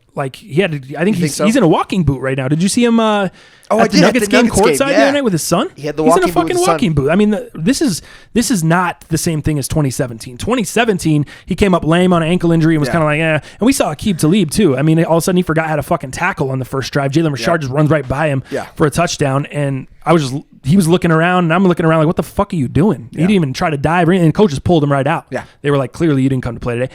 And it looked like Sanders too. I mean, I get it. It was a business decision. Why get hurt in a meaningless fucking game in week 17 when we're not in the playoff? I get it. I don't compare the two. I don't think what Brown is doing is equivalent to what Sanders did there. I agree. They're both diva tactics. Yes, but that's what I'm alluding to. Okay. The situation is totally different, especially when it comes to Brown. Nobody's hearing from Brown. Brown's having his own agent call the day of the game saying, look, he's ready to go. This is just bitch shit, and it's just not professional. And to a team who lets you do whatever you want, right? Well, is going to pay you whatever the hell you want, and you're arguably the second most elite fucking wide receiver in the game, behind maybe a Julio Jones, and you can fucking spin that whatever way you want. But dude, you could take the top three and put them in any order. Absolutely, but I think what Antonio's doing, and then the stuff behind the scenes, the pressers, with his old teammate, which we talked about in one of the podcasts. It's just, dude, what are you doing, Antonio? Sorry, I was looking at our heaters and shit. Yeah. I think the whole situation overall, it's funny because Emmanuel Sanders at the end of the sound clip there, or at the end of the segment, it was I don't have the clip, but he basically said, hey, but the Broncos, we looking for some wideout help. We traded DT. Hey, what's up, Antonio? We'd love to have you. Obviously, he's saying that shit because he knows that's no fucking possibility. The Broncos would never have both those guys on the same team. Why would you want both of those two divas on the same roster? And you got Case Keenum, whose lack of leadership, he's going to reel them in. Yeah. It's not like you got Peyton. You know what I mean? Sure. Ben Roethlisberger couldn't even reel this guy in. Mike Tomlin couldn't even reel this guy in. And you want Case Keenum over here and a first year coach and Vic Fangio to reel this guy in, who's a defensive guy. Honestly, he's basically the defensive coordinator. Come on. They didn't reel Antonio Brown in. So, and then let me go over the tweets here. Let me run over the tweets. This is funny shit. So Antonio Brown then, I guess, saw the interview on NFL Network or whatever, and Brown's response to it was basically talking about Art Rooney. He didn't draft me. He drafted E. Sanders 10, and he added him. Same guy who missed rehab to go on networks and talk about me on a situation he have zero clue. Arians now wears Kango hats and glasses, but I'm a diva. Done seen it all. Then they say we friends. Stop lying. Yeah, saying it right to Bruce. Yeah. Yeah. So that's a little shot at Bruce Arians there. It's a shot at Emmanuel Sanders, but then Sanders claps back at AB84, 4 crying emojis, crying, laughing. You know damn well I didn't travel to LA to talk about you, fam. You tripping, yo. I went on to be an analyst in which you acting foolish was the topic, and I gave my analytical opinion. Get off the gas, yo. You did it to yourself. Couldn't agree more. Yeah. Couldn't agree more with that tweet. He was asked to go in there, and I actually got the update. If you follow, or if you're I'm subscribed to The Athletic. They sent out a thing and an update that he would be on NFL Network like a week ago. He was scheduled to be on there. So it's not like these comments came out and then they called up Sanders and were like, hey man, want to come in here? Sanders has had a long agreement with NFL Network. This is the direction he wants to go after his NFL career ends. He's already got something lined up with them. I would be absolutely shocked if Emmanuel Sanders is not working for NFL Network following the season of his playing career full-time as a full-time analyst. He's been doing this shit. When the Broncos are out of it, once the Broncos are eliminated or if they don't make the playoffs, he's been going in there and doing analysis for the remainder of the year, just like a ton of other players we've seen do that all the time. We see it in baseball. We see it in a ton of sports. We see it with a lot of college football head coaches. Once the college football playoff kind of comes down, I see random Gus Malzahn from Auburn Right. giving breakdowns. Like, what the fuck we got? Like, I need Gus Malzahn's take. He hasn't fucking been hot since Cam Newton was there. When's the last time Auburn did anything? Get the fuck out of here. But they do it all the time. They bring in motherfuckers all the time, different athletes, coaches, whatever, to give their analytical opinion. And that's exactly what Sanders was doing here. He wasn't taking shots at. I don't think he was taking shots at AB, or it was kind of like a sabotage. Hey, let's bring Sanders in here. He used to be friends with it, or he used to be teammates with Antonio Brown, and he's still friends with him, or whatever. You know what I mean? So apparently I thought they were friends, or they thought they were friends. I guess not. But Sanders is basically just telling Brown, like, fool, chill the fuck out. You're tripping. You know what I mean? I think Sanders handled it pretty well. And so Sanders then replies, nah, bro, I don't clout chase. I'm too real for that. I was an analyst last year on NFL Network as well as doing the playoffs, preparing for postseason football. Sanders, someone was calling him clout chaser or some shit, so he retweeted, or he responded to that. And then someone else tweeted at Sanders, AB is a complete narcissist, man. Dude thinks everyone is against him or out to get him, calling out Arians, Emmanuel Sanders, etc. What the fuck happened to him? And Emmanuel Sanders retweeted that tweet. So when you retweet something, we all know how Twitter works. When you retweet it, you're basically validating what's going on. Putting your stamp on it. So then Brown replies, I'm definitely keeping analysis busy while creating jobs for future analysts. How's business, AB? AB always booming. Interview coming soon for everybody. #call God. So again, alluding to this interview, or to this kind of tell-all or whatever that he alluded to in a video with James Harrison not too long ago, or we talked about that as well.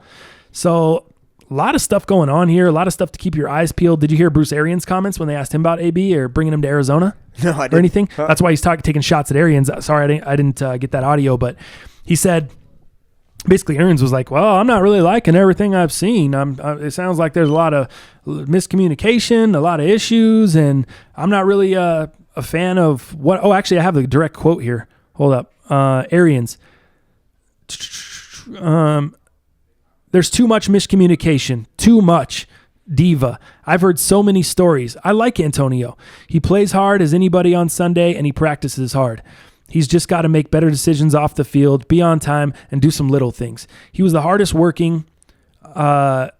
He was always the hardest working. He and Emmanuel Sanders, boy, they went after it, because Steeler coach Mike, in parentheses, Steeler coach Mike Tomlin used to tell them 2 dogs, 1 bone. And at that time, we had Mike Wallace, Hines Ward, and I mean, we were pretty good. We had a pretty good run for one of them off the field. So basically, the whole thing is spiraling out of control, and where do you think it ends? I guess we'll kind of wrap up on that. I don't know. We'll see.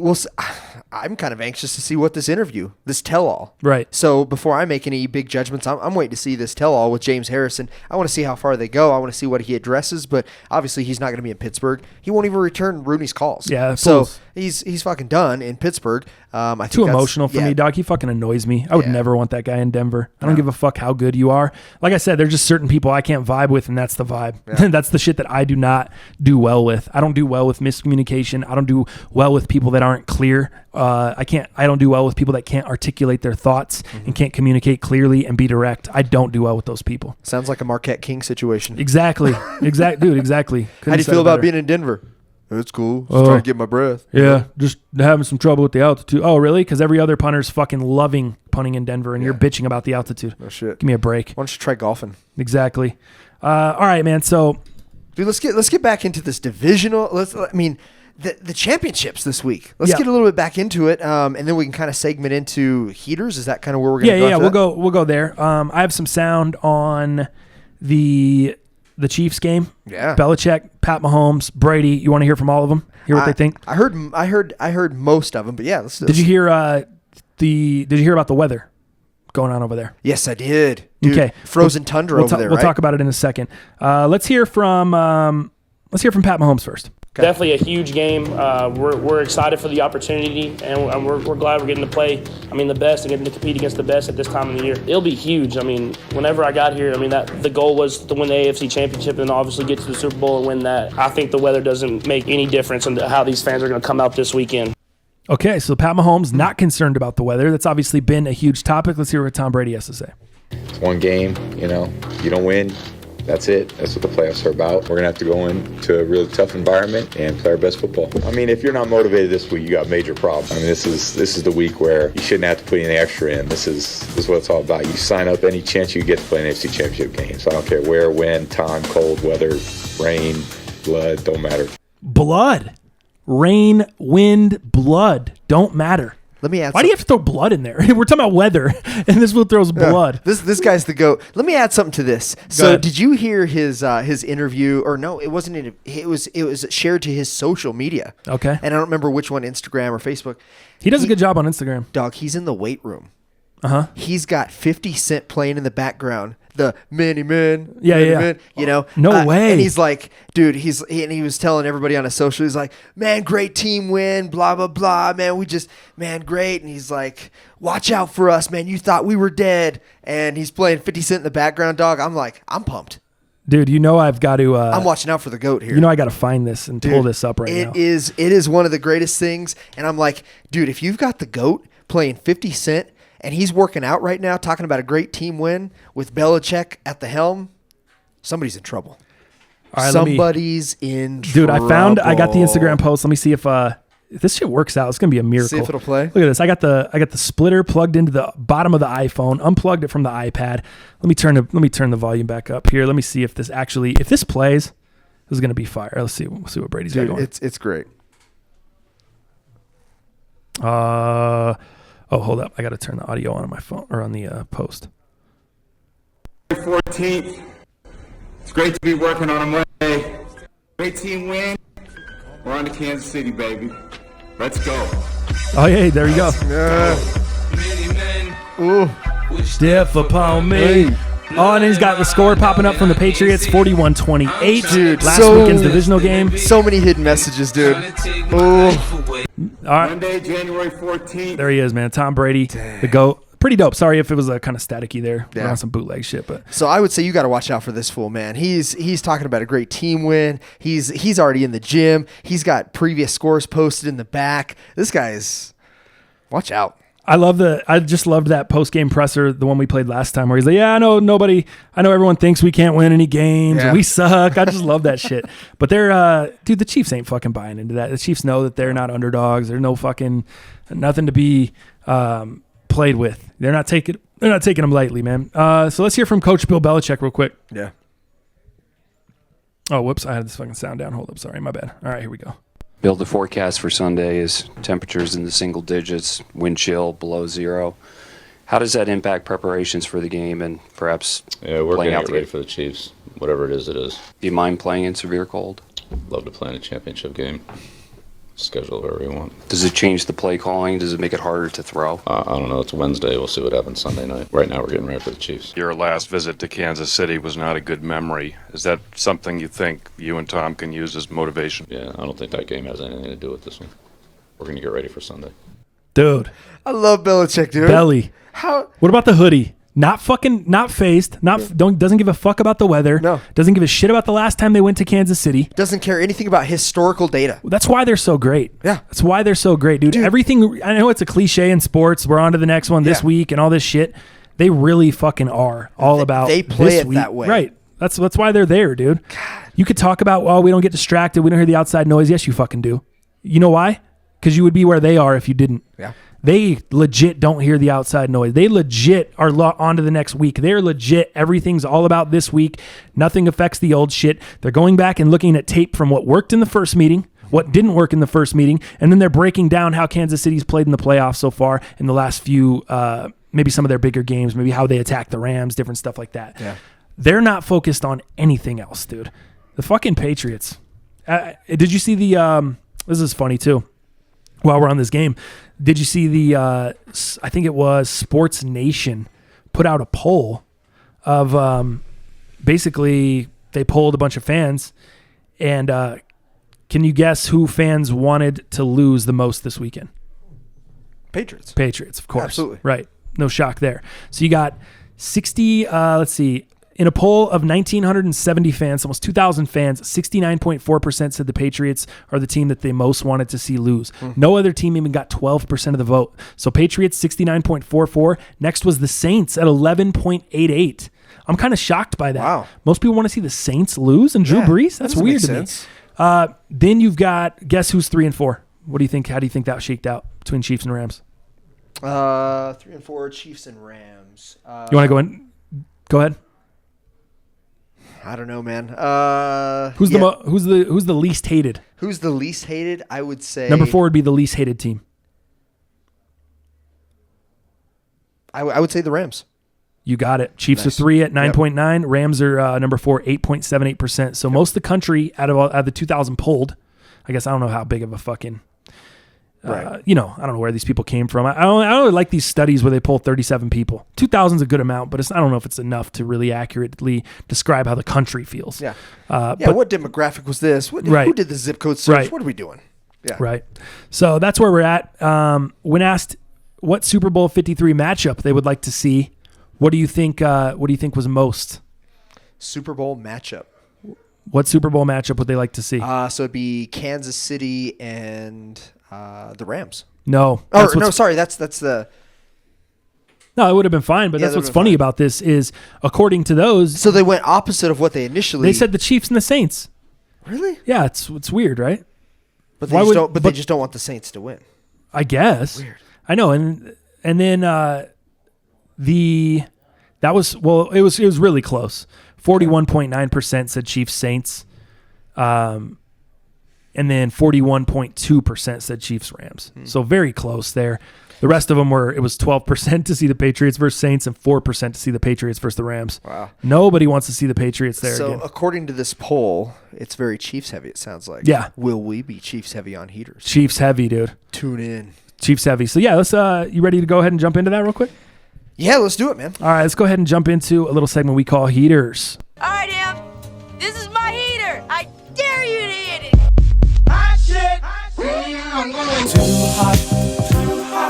Too hot, lady. Here comes the hot stepper. All right, here we go, man. Almost our last Heaters of the year. Yeah, let's do a recap. The NFC AFC Championship weekend. Our favorite, one of my favorite weekends in sports. It's the best weekend. The Heaters, Dallas 29-27, 2 games above 500. I'm sitting at 26-28-2, so I'm 2 games below 500 with 2 pushes. Very ugly record there for me. This week, only 2 games being chosen. There's only 2 games left. Let's start with your most confident, Dal. Well, so to even it up, to do 3, do you want to mix something up? We didn't talk about this, but We didn't it's talk just about an any of idea. this. Are you throwing some shit out on the fly? It's an idea, yeah. You going Springsteen on me? What are you doing? Yeah, we are for sure.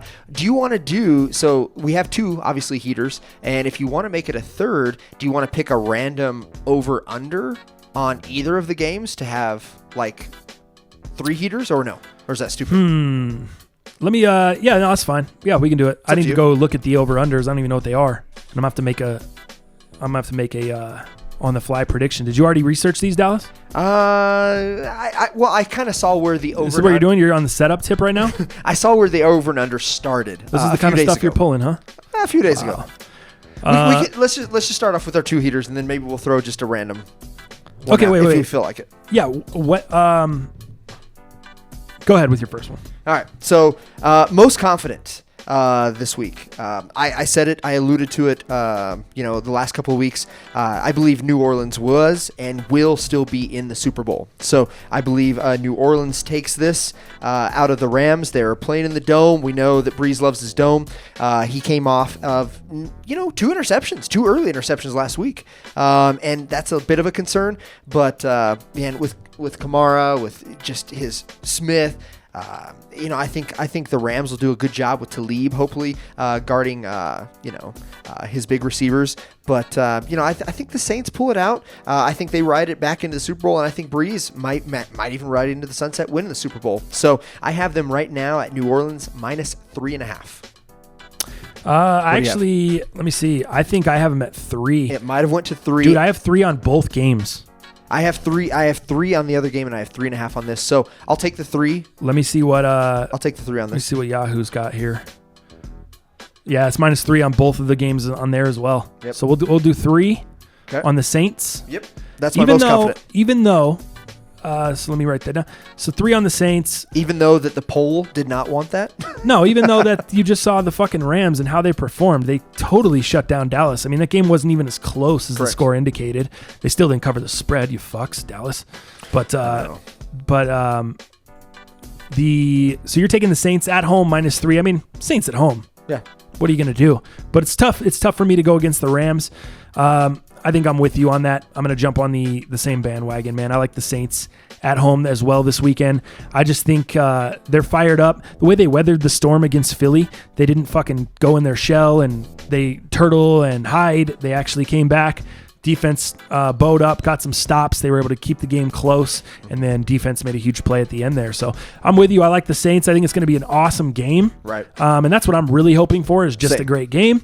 But Saints with Drew Brees, I said that's my guy. I want him to win the rest of it. For sure. Let me give you a little interesting info that I pulled up. So Jared Goff, he's a different quarterback without Cooper Kupp. Okay. We know that, right? Yeah. Let me give you some stats. Jared Goff with Cooper Kupp this season, 8 games, right? He had a 69.6 completion rate. He had 330 yards per game. He averaged 9.7 yards per attempt, 6.2% TD take rate. Damn. Without Kupp. 9 games. 59.8% completion rate. 249. Literally almost 100 yards less per game. 7.1 yards per attempt versus the 9.7, and then 4.7% TD take rate.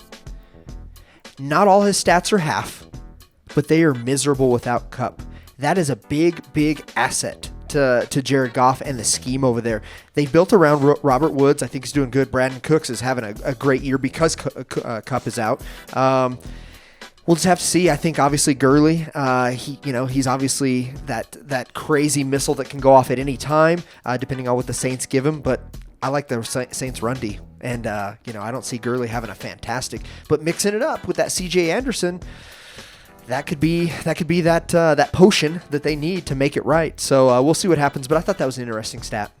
That's one thing I was going to say, dude. I think C.J. Anderson, he's just been such a factor. I don't understand how he's not this game. You know what I mean? Unless somehow they just totally take him out of the equation. But, dude, he's just a little bowling ball in there up the middle. Honestly, I get kind of sad seeing him run the ball for these fools. I'm like, damn, this could have been a sick 1-2 punch with Phillip Lindsay. Would have been. Where's he at with us? He could have been a goal line back easy. It's just funny how some guys are just such practice players. Yeah. And then when they get in the game, they're just totally different. Yep. Regardless of age, there's enough said. The guy can still play, regardless of what happens in practice, how fat he gets, anything. Any of the other shit people want to talk. C.J. Anderson's still just running the rock, dude. Yeah. Does not care, just blasting it up the middle. And what's funny about C.J., he was about to be done, dude. I saw a thing on him. He was about to be out of the league. He was just dealing with, all right, I'm done, man. This is the end of my career. Yeah. He was moving from North Carolina back to Cali, I think, where he's from. Uh-huh. He's from the Bay Area. Yep. He went to Cal in college. Teammates with Marshawn Lynch out there, well documented. The C.J. Anderson was done. Dude, he said he was moving boxes. Like he was getting shit ready to go to move. And before you know it, boom, he's out there with the Rams. Scoring TDs and being a fucking asset. Possibly making another Super Bowl run. Super Bowl champion in Super Bowl 50 with the Broncos there, and possibly another one on it. But I'm on the Saints. I'm with you. I like the Saints well. What do you got on the Chiefs-Patriots game? Chiefs-Patriots. So this is obviously least confident because we don't have to do the over and under. It's like a fucking coin flip. But if we on want this one, to, dude. yeah. This is my least confident, and obviously, reason being because they have an explosive offense. We looked at what they played week 6, I believe, and that was a high-scoring game, 43-40, and Patriots actually pulled that out. I don't expect to see that same type of thing. I expect to see a little bit of a lower scoring game, so somewhere in the late 20s, early 30s in this game. And that's just because of the cold. I think playing at Arrowhead, I don't see the Patriots putting, more than 30 up at Arrowhead. I just don't. Even though they put up 40 before? 40 and 43, yeah, is what they put up. So an 83 combined total, which is crazy. So I just don't see that as much in a championship game. So I am going to take the Patriots. You think that's because of the weather, or what do you think? Or you just think it's the atmosphere? People are a little more gun shy, I guess. I think a little bit more gun shy, but I also think the atmosphere has something to do with it. Arrowhead is definitely a tough place to play. Brady was not lying when he said that. I think that frozen tundra, but both teams, I would say Patriots are probably more used to those colder conditions, obviously in Foxborough. But, I think it's hard to bet against the Patriots, dog. Yep. In the championship game with all their history, with Belichick still at the helm, Brady, greatest of all time. No question at all. And, hearing him 50 Cent in the background, working out, saying great team win. How they exploited Sony Michel out there. Just, man, he the Chiefs D, the way the Chiefs D bowed up last week against the Colts, does that give you any pause as far as your pick? Because it sounds like you're leaning Patriots. Yeah, I'm leaning Patriots for sure. Are we locking that in? Patriots -3. Patriots -3. Or Absolutely. Patriots +3. I'm sorry. Chiefs are home. Chiefs are the dominant force. All right, so you're going Pats +3. +3. Dow sounds. I don't know if you sound confident, but you kind of sound confident. Yeah. I think it's a coin flip game. I'm with you. I don't know why you would bet against the Patriots in the playoffs, but I'm going to do it. Are you? Because I got to go again. I got to go with the Chiefs this weekend, man. What? Tell me why. Because I want to see them lose. Tell me why. Did Choner Man hit you up? No, I want to see them lose so bad, so I'm taking them. I just want to. I want to hedge my bet. So if they win, at least I'll win my heater. But if they lose, I'll be so fucking happy that those fools have to walk out of that stadium getting their heart stepped on, getting their fucking throat ripped out by the GOAT. He just came in there. I'm a Michigan man. Mm-hmm. If it's not Drew Brees, I would love to see Tom Brady win another Super Bowl. I know that's not popular. I know people don't want to see that. Get him his 6th. Let's get it popping. He's the GOAT already. Let's solidify it. Michigan man. I guess what I just ordered too. What'd you order? Fucking Tom Brady Michigan throwback. Did you? Sick. Got a sick deal on it, dude. I'm so pumped. Dang. I'm so fucking pumped to be rocking that Brady throwback Michigan jersey next season. It's ill. It's got it's the Jumpman joint too. Fucking sick. So anyway, I'm going with the Chiefs, but just because I'm hedging my bet. Yeah. It's a coin flip, dude. There really is no. I went back and forth on this game a ton of times, and I settled on the Chiefs just because. I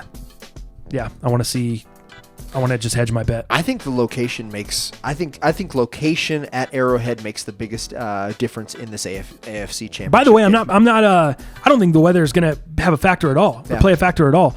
They were asking him this question yesterday about the weather and all this stuff. Yeah. Those meteorologists in Kansas City are fucking awful. Yeah. I thought Kathy Saban over here was doing some dog shit work. She's dog shit. That's bad, dude. Are they on Monday?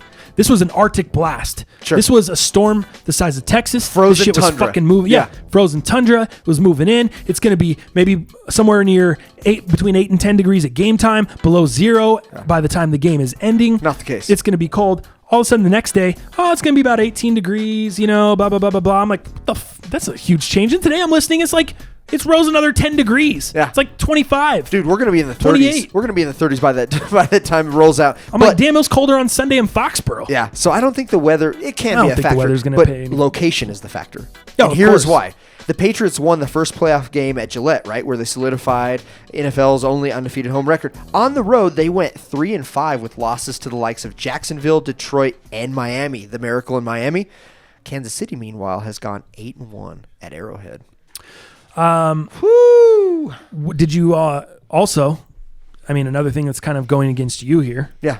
Yeah, I'm helping you out here. Yeah. Another thing that's going against you is do you know the Patriots, do you remember the last 3 Patriots road games in the playoffs that they've played? Yeah, they've lost. Do you know when they were? How many years this spans over? Is it 4 or 5? Dude, it goes back to 2006 against Indianapolis. Okay. Peyton Manning. Yeah. Fucking killed him. Yep. Then it goes back to 2013. Okay. Peyton Manning killed him. I think it's in Denver, though. Yeah. Then it goes back to 2015. Peyton Manning in Denver. Yep. So the 3 times they've lost, it's been 3 road games, all 3 against Peyton Manning. Those are the road playoff games that Tom Brady's lost. Interesting. 2 Broncos, 1 Colts. 13, and 15. Yeah. All Peyton Manning. So that stat there kind of bodes well for the Patriots. Yeah. It's kind of good and bad. I mean, the good is that it's only Peyton Manning, and Peyton Manning's not showing up in a Chiefs uniform on Sunday. Right. But the bad is that they've only played 3 road playoff games. That's how big the home field advantage has been to the Patriots. And you look at the Miami Dolphins game earlier this year against the Patriots. Yeah. Dude, if that freak play doesn't happen, if they don't have an 85-year-old Gronk on the field trying to make a tackle at the end there. If robotic Gronk could make a tackle. Yeah. Dude, they win home field advantage. Yeah. They get home field advantage because they have the tiebreaker against the Chiefs. They would have had the same record as the Chiefs. Yep. They got the tiebreaker. The Chiefs would be going into Foxborough this weekend. It would be a totally different game. Probably a 6-point spread, 5-point spread. Patriots favored. Yep. It would just be totally different, dude. Very, very interesting how the NFL season kind of came down to the wire there. Nuts. Yeah, no, I agree. Totally, for sure. So we'll see what happens, but I think you're right with the coin flip. But my biggest thing is you can't bet against the Patriots. That's really hard. But I'm with you, but there's a lot of good data. Them. You're going with the Saints as a favorite, -3. You're going Patriots +3. I'm taking both favorites, Saints and Chiefs, and then I'm going to go with the over on the Patriots-Saints game. I'm going to just use my...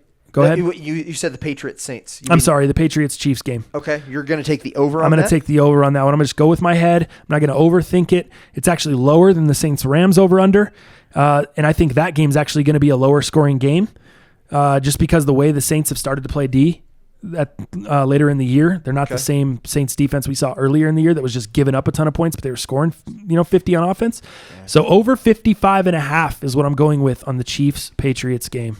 Gotcha. I have over under 55. So if you want to do 55, I'm thinking like a 27-31 score, somewhere in there. So obviously that puts on the over. So I would take the over as well. You're going over on that? I would take the over as well on the Chiefs Patriots. All right, so we're both going over 55 on the Chiefs Pats. Yeah, I think that makes sense to me. All right, locking that in there. Because I'm seeing 58 or plus in my head. That's what I'm seeing. I thought you said he was going to be lower scoring. What happened to that? All the analysis you were given was lower scoring. I thought you were for sure going under. They scored 83 points combined in week 6. Yeah, but you're still saying over 55 is not low scoring, Dallas. 58 is what I'm thinking. So I'm thinking that's not low scoring. 60 points? I'm thinking a 27-31. Whatever, doesn't matter. You got the over. So you got the over. I got the over. All right, so we're there. Actually, fuck. This sucks.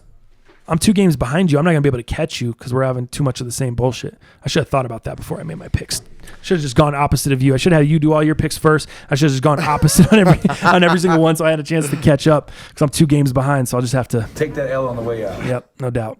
All right, man, that's heaters. We kind of did heaters a little earlier. I wanted to kind of break down NFL and get into that instead of saving it for the end and just mix up the format a little bit. But we do want to get into some YouTube comments. Yeah, let's go ahead and actually, before I get into that, DraftKings, one DraftKings tournament this weekend only, or this Sunday only, 2 games to choose from, winner take all, $5 entry. You guys already know all the details. 20 spots available. We filled them up the week before. Last weekend we came close. I think we were around 15 or so. So if you want to get in, man, make sure you get in early. I'll have the link in the description below. DraftKings tournament this weekend. Second to last one of the year. Last one of the year will be the Super Bowl, obviously, and that's going to kind of be that Captain Showdown mode version. Because there's only one game. So if you're unfamiliar with that, familiarize yourself with it. We'll talk more about it as the Super Bowl approaches on that show, but nonetheless, let's move into some YouTube comments here. Some funny stuff this week. Yeah, going on in the comments. Let's see. Let's start it off. Scroll down, find a good one here. All right, here. Let's start with this one here. Another great podcast, fellas. Almost spit out my coffee with the Springsteen theme song. Even though he can't hear it. That's tight. Think we need a little clanging and banging session where JJ puts you guys through a workout. Would be pure gold. Let me just respond to that first. I'm not fucking doing that. Unless it's for charity. Oh my God! Seriously? Unless motherfuckers are donating seriously to a cause or to the channel or some shit. What do you mean seriously? What? All he would do is better you. That's all he would do. It. You want me to fucking go there and be miserable, be throwing up, be exhausting myself, be all fucking sore than it for what? What am I putting myself, Dirty DJ and you, I'm talking to both of you guys, what am I putting myself through that for? If it's not benefiting charity, if it's not benefiting the channel, what am I doing? You're benefiting yourself. That's not been one time just going through a hell workout. Because I know you're not, I know I'm fucking probably throwing up. No, okay, I won't work. Did you hear what happened? I'm riding scooters and eating cheesesteaks. You think I'm fucking ready to go hit the gym? I'm doing monsters right now. I'm still on monsters. I'm not Dallas. Dallas said he drank a Red Bull the other day. It tastes like cough syrup. Maybe he wants to go do a fucking workout. Maybe you guys can put on your fucking stringers and go hang. What do you got? Bro out a little bit. I'm not getting in on that shit. I'm fucking worn out after a flag football game. Yeah. Are you kidding me? Yeah. But you know what I do want to get, dude? What do I get? So fucking bad. One of those Peloton bikes.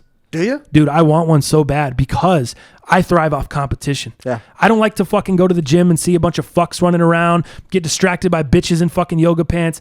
I want competition. That's why I play flag football. That's why I play sports, to get a workout. Peloton would give me that, dude. Have you seen that thing? Yeah, because you got your little screen that does kind of almost like your in-house. You're Dude, with a group. There's like 14 live classes a day, plus like hundreds on demand. You could just jump on that bitch anytime and race against real motherfuckers and compete. That's what I'm trying to do. Now, these are world-class, probably cycling people that are on this shit. Totally. But there's got to be a couple motherfuckers like me that are just not that good, but just real competitive. Yeah. Maybe able to show out. And plus, to get me in shape. I really want one of those. I think that would do me good for the way I like to work out. I'm a competitor. I like to compete. You get thighs of steel. Yeah, exactly. Dude, I'll be fucking just pedaling away. Yeah. All of a sudden, I'll show up looking like Todd Gurley in this bitch. That'd be great for me, man. Old no-ass Dallas. That'd be perfect. Right. Dude, we should get a couple Pelotons. I know. Tell Robin to return your scooter. Put them. Oh, get out of here. Put the money towards a Peloton. Scooter's the best thing ever. We're giving Peloton a bunch of shout out on here for no reason, but dude, I want one of those so bad. What are they? 4 racks? 5 I have racks? no idea. I haven't even looked at the price. I'm too scared. Yeah, I know it's at least $2,500. At least. Oh yeah. Yeah. Above 3 for sure. Yeah. So the second part of his comment here, TTF A1 on the cheesesteaks. My buddy from Ohio does that too. Never heard of it. You guys got to go head down to South Jersey. Our cheesesteaks blow Philly out of the water. Keep up the work, guys. I got a lot of hate on that for A1 on the cheesesteak. Did you? And what I'll do here is I'll politely tell you guys to fuck off because it's just steak sauce on steak. Like, what the fuck is the issue with that? Yeah. I get it. You guys put Cheese Whiz. You guys put onions. You guys put all this other bullshit. It's like you fucks from Chicago that don't like ketchup on a hot dog because you're like, that ain't fucking a hot dog. You got to put the kraut. You got to put the relish. Yeah, exactly. Like, no, you don't got to do all that. Because for one, I fucking hate sauerkraut. I don't like onions. Oh, me. Yeah. There's a lot of shit I don't like. So for me, some cheese, some mushrooms, and some A1 steak sauce on steak, on a Philly cheese steak, it makes sense to me. If you guys are not getting that, if you don't like that, that's fine. But you can go ahead and take that L on the way out. Because I'm over here winning. Because my taste buds are winning. I'm fucking loving the shit. You can like what you like. I'm going to like what I like. You don't got to blast me for putting A1 on the... That's not even a roastable thing. That's like... How about I get roasted? I like ranch on mine. That's a fucking roastable thing. Yeah. Get in the comments right now. Ranch on your cheesesteak? Well, I don't ask for it, but if it's there, I'll probably dip That's it. fucking I don't gross. give a shit. I'll That dip is gross. I'm putting at least Dallas in this. You're fucking kidding me right now. How do you support that? Actually, you're a bitch, mate. Of course you support Let me tell you the Dallas. worst. Go. You take A1 with your steak, right? I go to Texas Roadhouse. I make sure and get a little ranch for my steak. Yeah, I know. That's what I do. That's where I could see you getting fucking I can't roasted. do like a straight steak. No. That's You're taking nasty. Dallas' side. You're But already like taking a Dallas' side. cheesesteak, I could do that. You agree with Dallas. But I'm not going to ask for it. I like cheesesteaks without anything. I just give me the cheesesteak like it comes. I don't really need anything else. That's shit too. Yeah, I don't know. You got to... I'm putting steak sauce. It's steak sauce. Yeah. On steak. And I don't You're putting ranch. That's fucking terrible. I put ranch on... Dude, that's That's dude, I go to Texas Roadhouse and I cut into that 8 ounce or that 10 ounce sirloin, you know, and see it a little bloody. I can't do that. And see it. No, you're doing that. We're going tonight. Hey, we're going to get you a steak, and let's you're go doing to Roadhouse. ranch. And then I cut into that. The blood's dripping out just a little bit. Oh yeah, I like bloody ranch, awesome, Dallas. Sounds great. And then I cut a couple pieces and I just dip that into their creamy in-house ranch. Take some bites. Best thing I've ever had. All right, I'm really glad you brought that up. So You're welcome. They can get off my case for the steak sauce. The steak sauce is 10 times better than that. I'm just gonna take his side. I'm only one man. They're gonna take his side? Are you kidding me? They're not taking his side. I'm only no one one's man. gonna Always take do. No one is gonna take his side with ranch on a fucking cheesesteak or a regular steak. Are you kidding me? I would say more on a regular steak. Cheesesteak, like if it's there, I'll put it on. But I like cheesesteaks how they come. I order the original. I get it like it is. I don't need to put extra shit on it. Wild. All right, so I am not wild, actually. I just take the original. Moving on, the homie Connor chimes in. Just the thought, maybe if Dallas focused a little more on winning video games instead of going undefeated in counseling sessions, he wouldn't end up in the guest bedroom. Didn't mean to put my man on blast, just messing with y'all. All love here. Huge fan and fuck with the podcast heavy. Real talk, thanks for being raw with the content and so open with the listeners. This is the one thing that brings y'all's podcast to the next level and differentiates y'all from others. Yeah. Appreciate it, Connor. Connor's been fucking with the channel forever, dude. He's been a huge fan of the vlog since way back in the day. Probably subscribed when I had in the hundreds, you know what I mean? Like before we were in thousands or anything. So shout out to Connor. Real quick on that, just to add to Connor's, and let's see if he has anything to say about this. What are all the listeners' feelings on a lot of these shoe reviewers and shoe tubers going into podcasts here? Now, whether you've heard them, whether you haven't, we know Fomer Simpson has one. Not trying to give him clout, not trying to give him. Not trying to bring him down. Go listen and tell me why ours is better. I would love to know. See what you think, because I fuck with the real Ray Ray or Tom Stefaniak. I don't know why I watch this channel, because it's hard to watch, but I watch it for whatever reason. I can't watch that channel. But I can't do it. Him and Name Brand, which is another shoe tuber back in the day where he used to fuck up Yeezys and dye them and do all that shit before anybody was doing it. And then he went into Supreme and buying all the fake shit. Yeah. They're getting ready to do a podcast. So Kais mentioned it a while back. I haven't seen him do anything with it. Fomer did. They're now 6 episodes deep. Now Tom and then Name Brand. What do y'all think, man? Is this stupid? Or do you think they're going to do it better than us? Do you think, what's the deal here? I think it's, for me personally, I think it's great because we're first. We got here first. We started doing the podcast before any other sneaker YouTubers. I know there's a podcast called The Sneak Diss, which is basically just focused on more sneakers and sneaker topics. Those guys are real cool. Follow them on Twitter. They follow me. They're cool. We've kind of gone back and forth about different sports and just chopping it up or whatever, just giving opinions and cool dudes. So I'm not saying that we were first to like sneaker podcasting or whatever, but as far as sneaker YouTubers and breaking off and going to another direction, just kind of seeing that sneaker YouTube is dying, unless you're a guy like Seth Fowler. No shade at Seth Fowler, but I would never do what Seth Fowler does. I don't want to fucking cop the new Monarchs and review that shoe. Like, I just don't want to do that, dog. He's boxed himself into a position where he has to buy every new shoe, the latest and greatest, and review them, or he gets sent every shoe, whatever the agreements he has. I don't want to be that guy. I never wanted to be that guy. If you followed my channel, you know what it was all about. I got asked to review 1 million fucking shoes that I would never review or never buy because I'm not going to buy every single shoe. Those Versace chain reactions, I came across them because fucking Yayo had them. That's why I reviewed them on the channel. It's funny. I still get comments to this day like, you're fucking stupid if you don't think Versace's tight. If you think these are ugly, you don't know Versace and all this shit. I'm like, dude, I never claimed to know Versace. I never fucking bought a piece of Versace bullshit in my life. Like, I said that in the beginning. I reviewed these shoes because the homie Yayo got them. They're not my pair. I would never buy this pair. You know how it goes. Anyway, I don't want to box myself in. That's why I kind of moved off of sneaker YouTube and into the podcast. And this is kind of the direction I wanted to go with my life anyway. Hosting a show. YouTube kind of got me in front of a camera hosting a show, but whether it's hosting TV or radio, my whole goal with the shit is to honestly be the next, Rob Dyrdek as far as having a TV show, having a radio show, having my own brand, just doing all of it. You know what I mean? Right. That's kind of the direction I'm trying to go with my shit. Everyone has a different direction they're trying to take their channel and take their stuff. And that's why I said I'm not throwing shade at Seth. That's just the position. And I don't even know if that's what he wanted, but he's boxed himself in. If he didn't want that, he's stuck. You know what I mean? That's where the money's coming from. People have expected that from his channel. And that's why you've kind of seen he used to be super techie and super into it back in the day. And now if you watch his reviews lately, or the newer ones within the past year, I would say 6 months to a year, they're kind of lackluster a little bit. They don't go into as much detail. They don't give as much fucking tech specs and as much. There just wasn't as much excitement. I felt that honestly slipping away with my channel a little bit, and you saw that. After the fire and switching jobs and started getting super busy, I kind of felt my excitement kind of slipping away a little bit, and it just does, man. It's what it is, and that's why I love the podcast, because I get to do something I get to talk to you guys. I get to do something with one of my fucking best homies, and it's always forever changing. The topics are changing, our lives are changing, and you guys get to follow what goes on with our lives. I think just to kind of wrap this up here on this comment, sorry we spent a lot of time on it. I think the personal touch that we add to this podcast, we do get in depth, we do get personal, we do talk about real topics, we do talk about relationships, we do have some self-discovery. I agree, that is the shit that differentiates us, and I think that's what's going to keep us different. Not to say that other people aren't going to do that, but I haven't really seen it so far, and I haven't seen that with their channels. With my channel, I was always pretty transparent on my channel, just as Teddy is on his channel. With my life and my sport, I gave sports takes here and there, and I kind of did that shit.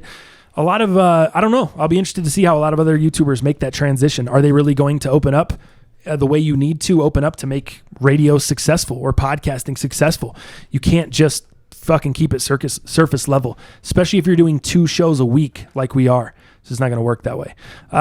Next comment, Half Cab. Before I even read this comment, Half Cab coming through. This motherfucker used to be in my vlogs, and I swear, maybe I have it confused, but I swear this fool was always like trolling me, talking shit. And now he's gone back. I've seen a lot of comments he's left on old podcasts. He's just gone back and caught up on podcasts, and he's been like super positive and leaving dope comments. He says he really fucks with the podcast and he fucks with the channel. So I really appreciate it, and it's dope that we were able to like flip somebody like that. Because I remember this fool used to be leaving fucking sly comments all the time. Oh, really? Like just on sneaker videos or whatever. It was just always bullshit. But I think that's just part of whatever that culture is. People troll. But Half Cab, it's good to see we flipped you around, dog. If I'm off on that, leave a comment, let me know.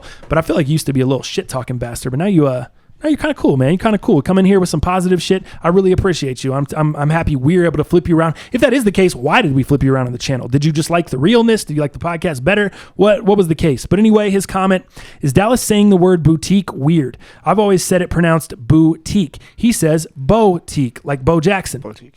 LOL, just something I'm getting hung up on. Getting better each week. Guys. Keep the quality coming. JJ gets better every week, and it's cool.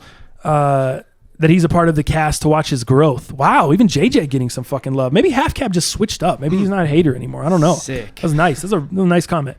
First of all, as far as the boutique and boutique, I never noticed anything different. I think that's like tomato. It's exactly like I was watching the show the other Titan Games. You ever seen that with Rob? Oh yeah, all sweet. Right, so I'm just getting into it.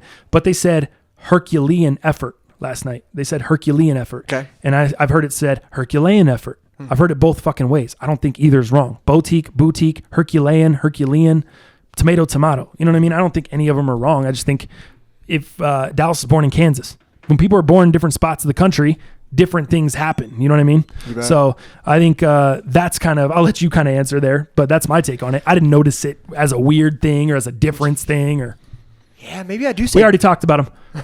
Jesse's trying to fucking troll me with the thing. He really wanted his shout out. I gave you the shout out. We already talked about him. All right, go ahead. Yeah, maybe I do say boutique, but hey, either way, man, I'm just trying to buy some shoes at the boutique. At the boutique. All right.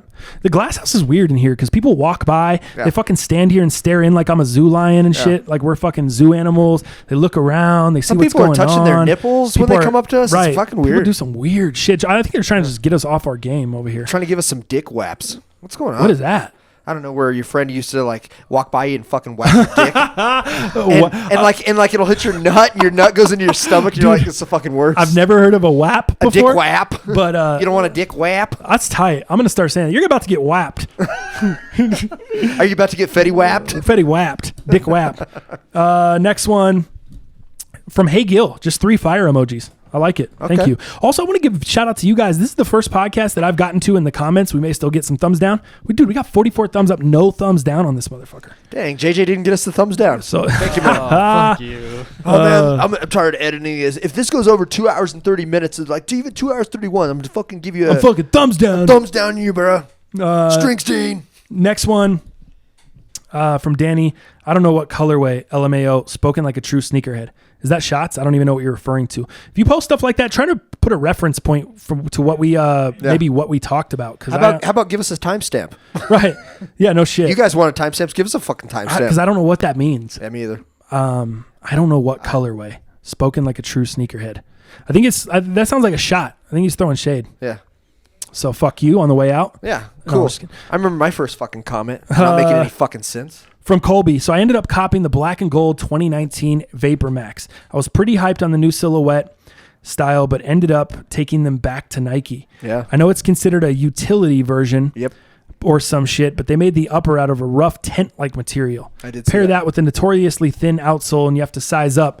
On a $190 price tag, I just couldn't do it. Heads up for those interested. Appreciate it, dude. That's good. That's good. Good feedback. I feel the same way. I tried them on. And, you did the exact same shit, huh? Yeah, I tried. No, I didn't buy them. I tried them on when I was there. Just, but you felt the same way. I mean, I'm sorry. That shoe sucks. Really? I'm over the Vapor Max. Wow. Anyways, I was and that's good info because I saw them. I was anticipating trying them out. Yeah, the gold looked the best out of all of them. But Interesting. You can put whip topping on shit. Still shit, dog. Nicholas, yo, this podcast is great. Gets better each episode. Appreciate it. Dal, keep on filling the love tank. Honestly, top-notch cast, boys. Appreciate it. Eric, great podcast, fellas. Keep it up. As far as any films that are a sequel to a movie 20-plus years old and are either just as good or better, they're few and far between. Correct. The one that sticks out to me is Blade Runner 2049. I'd say this film is both equal to, if not better than the original Blade Runner, in my humble opinion. All film is subjective, though. Sure. Anyways, you guys are doing a great job. I really appreciate the content and the hard work you guys put into each podcast. Appreciate it. David Martinez, my man. I know what David Marquez. Almost confused him. And I haven't seen Blade Runner. I haven't either either of them. So, I haven't seen either of them. I'm not a definitely sci-fi right. guy. Have you seen either of them? No. Blade Runner guy? No. Neither of you? All right. Sorry, Wasn't we can't. that like when I was a child still? Probably, like everything else. Yeah. Yeah. All Fool right. didn't even see Dumb and Dumber. What are you going to do? That's crazy to me. Yeah. Wow. That's crazy. You guys haven't seen Star Wars? I think there's a lot of people that haven't seen Star Wars. Yeah, I've seen bits and pieces of it and know enough to be dangerous. You don't But even know. still, that came out 32 years after I was born. Like, That's probably why I haven't seen Star Wars. I don't go back that far. Yeah. I don't go back and watch that old shit.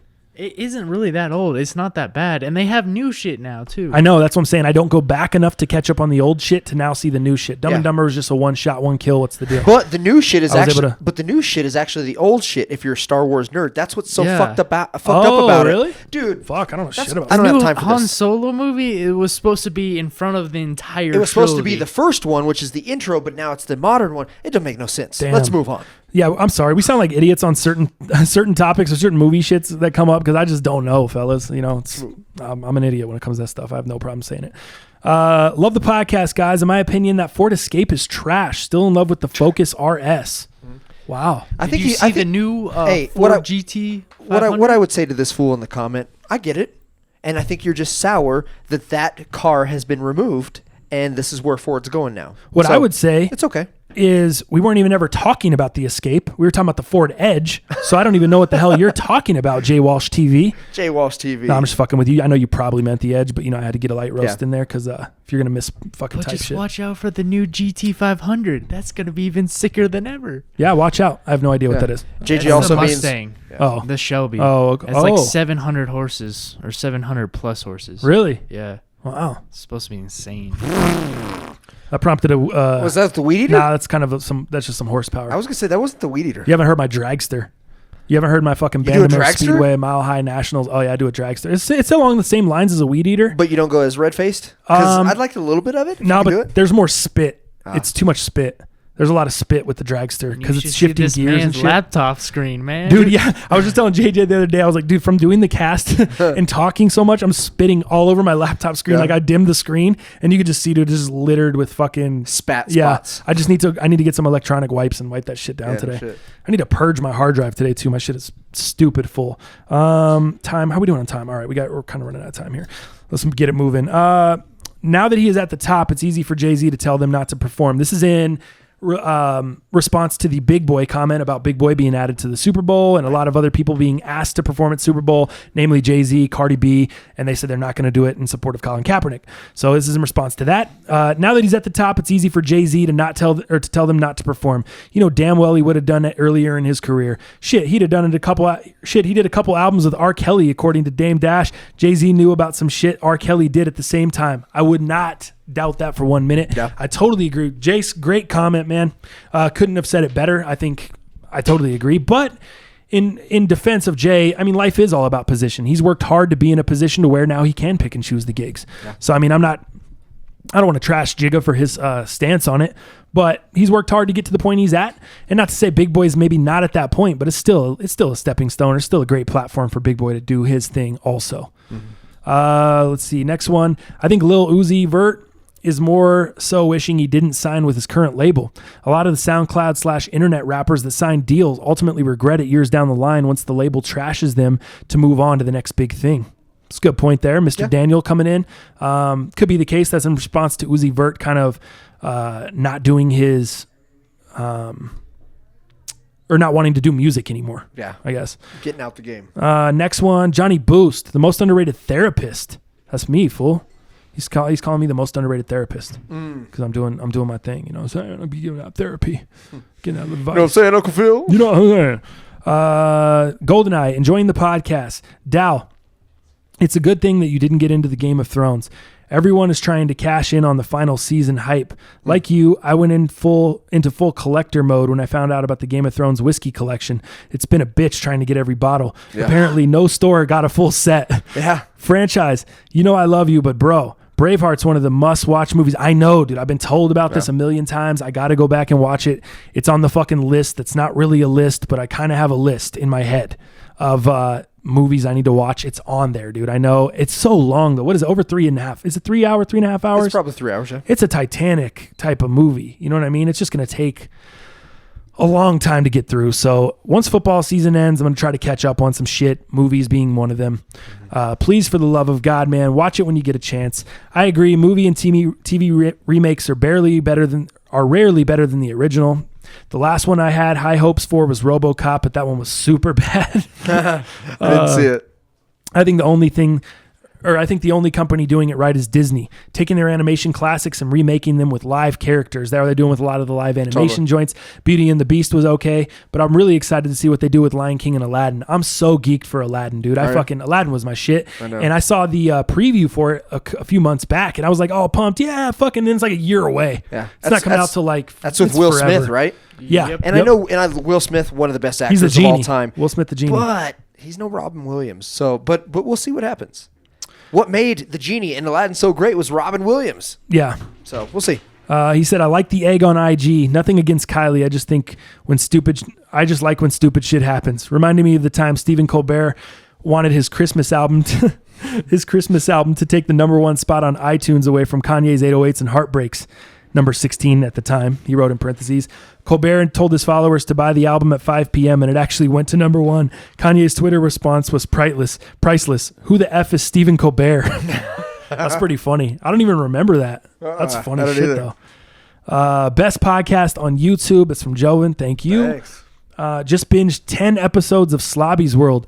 Shit is great. Thanks for the recommendation. That's from Landon. Good. Dope. If we get the Patriots versus Saints in the Super Bowl in Atlanta, I may lose my mind. Say a prayer to the football gods for the Chiefs and or Rams to win. Sincerely, Falcons fans / Atlanta natives. So everyone's against the Patriots, man. No one wants to see the Patriots, and he definitely doesn't want to see a Saints-Patriots Super Bowl in Atlanta, especially after what the Patriots did to Atlanta in the Super Bowl 2 years ago. Lost my money. Yeah, that was, dude, I forgot about that. I had my money. Dude, what did you put up? You went to Vegas like early in the year. It was like March or fucking April or some shit. Yep. You put $25 or $50? $25 on the Falcons. To win the Super Bowl. Before the season started, like way before early, we had any idea, the Falcons would even make it to the playoffs, much less win or make it to the Super Bowl. So then Dallas is sitting. All of a sudden, Atlanta's in the Super Bowl. Dallas is sitting on this fucking basically lotto ticket because he put 25 on Atlanta. I don't remember what the odds were, but it was like it was 25 to win over 2 Gs. It was so it had to have been 55 to 1 or 65 to 1 or something higher. crazy. Yeah. is $25 to win over 2 Gs. And this motherfucker, the Atlanta, if you remember that Super Bowl, Atlanta goes up. Yeah. I don't even remember what the score is, 24-6 or some shit, 27-6. Something like that, insane. Yeah. The lead that the Patriots blew. Dallas was feeling good. Dallas was probably already spending the money, to be honest. I think he was. Yeah, I was already buying shoes. Yeah, he was fucking up on it. And then Tom Brady came back and did Tom Brady things. The second half comes back, and then all of a sudden Tom Brady does Tom Brady things. Edelman makes this miraculous catch that wasn't a catch, but it actually was a catch. Yeah. And it was just over from there. That was crazy, dude. Fucking biggest disappointment of your life. Your lotto ticket got ripped. Talk about fucking mismanagement of clock, dude, on the Falcons side. The coach, Dan Smith, whatever his name was. Yeah, stupid. Franchise, welcome to Old Man University. Get well soon. That's from me trying to jump over the fence, fucking myself up. Oh, yeah. Also, thanks for the visual of Dal Pal granny styling over the fence. Nice. Yeah. Sean Baker coming through. Awesome. Dal, granny styling it. Yeah. Hey, thanks for reading my comments from Birdman Vapes. I'm going to guess this is about vaping. Let's check it out. Hey, thanks for reading my comment. Vaping has actually been around for about 10 years now and has a lot of studies done on it. The most notable is legit and comes from the largest group of scientists in Europe, and they deemed it to be about 95% safer than smoking cigs. There's been studies done with people who never smoked and then vaped for 1 to 2 years and their lungs are fine. The main problem now is with the Juuls. The main problem now with the Juuls is they've become sort of popular with high school kids, so the government is freaking out about it, saying that the flavored e-liquid is causing kids to start vaping. Yeah. But they are okay with all the flavored alcohol that's out there for kids in stores. No one in the vape community wants people underage to vape, but we can't control what gas stations are doing, as well as online orders from parents in getting these devices into the kids' hands. It's a great comment. Great point. As far as the studies and stuff, like I said, man, I don't know. You guys would be more well-versed as far as the vaping community and the studies on it and stuff. I know it hasn't been around a ton of time. 10 years really isn't a long time. I know you guys think that's a long time.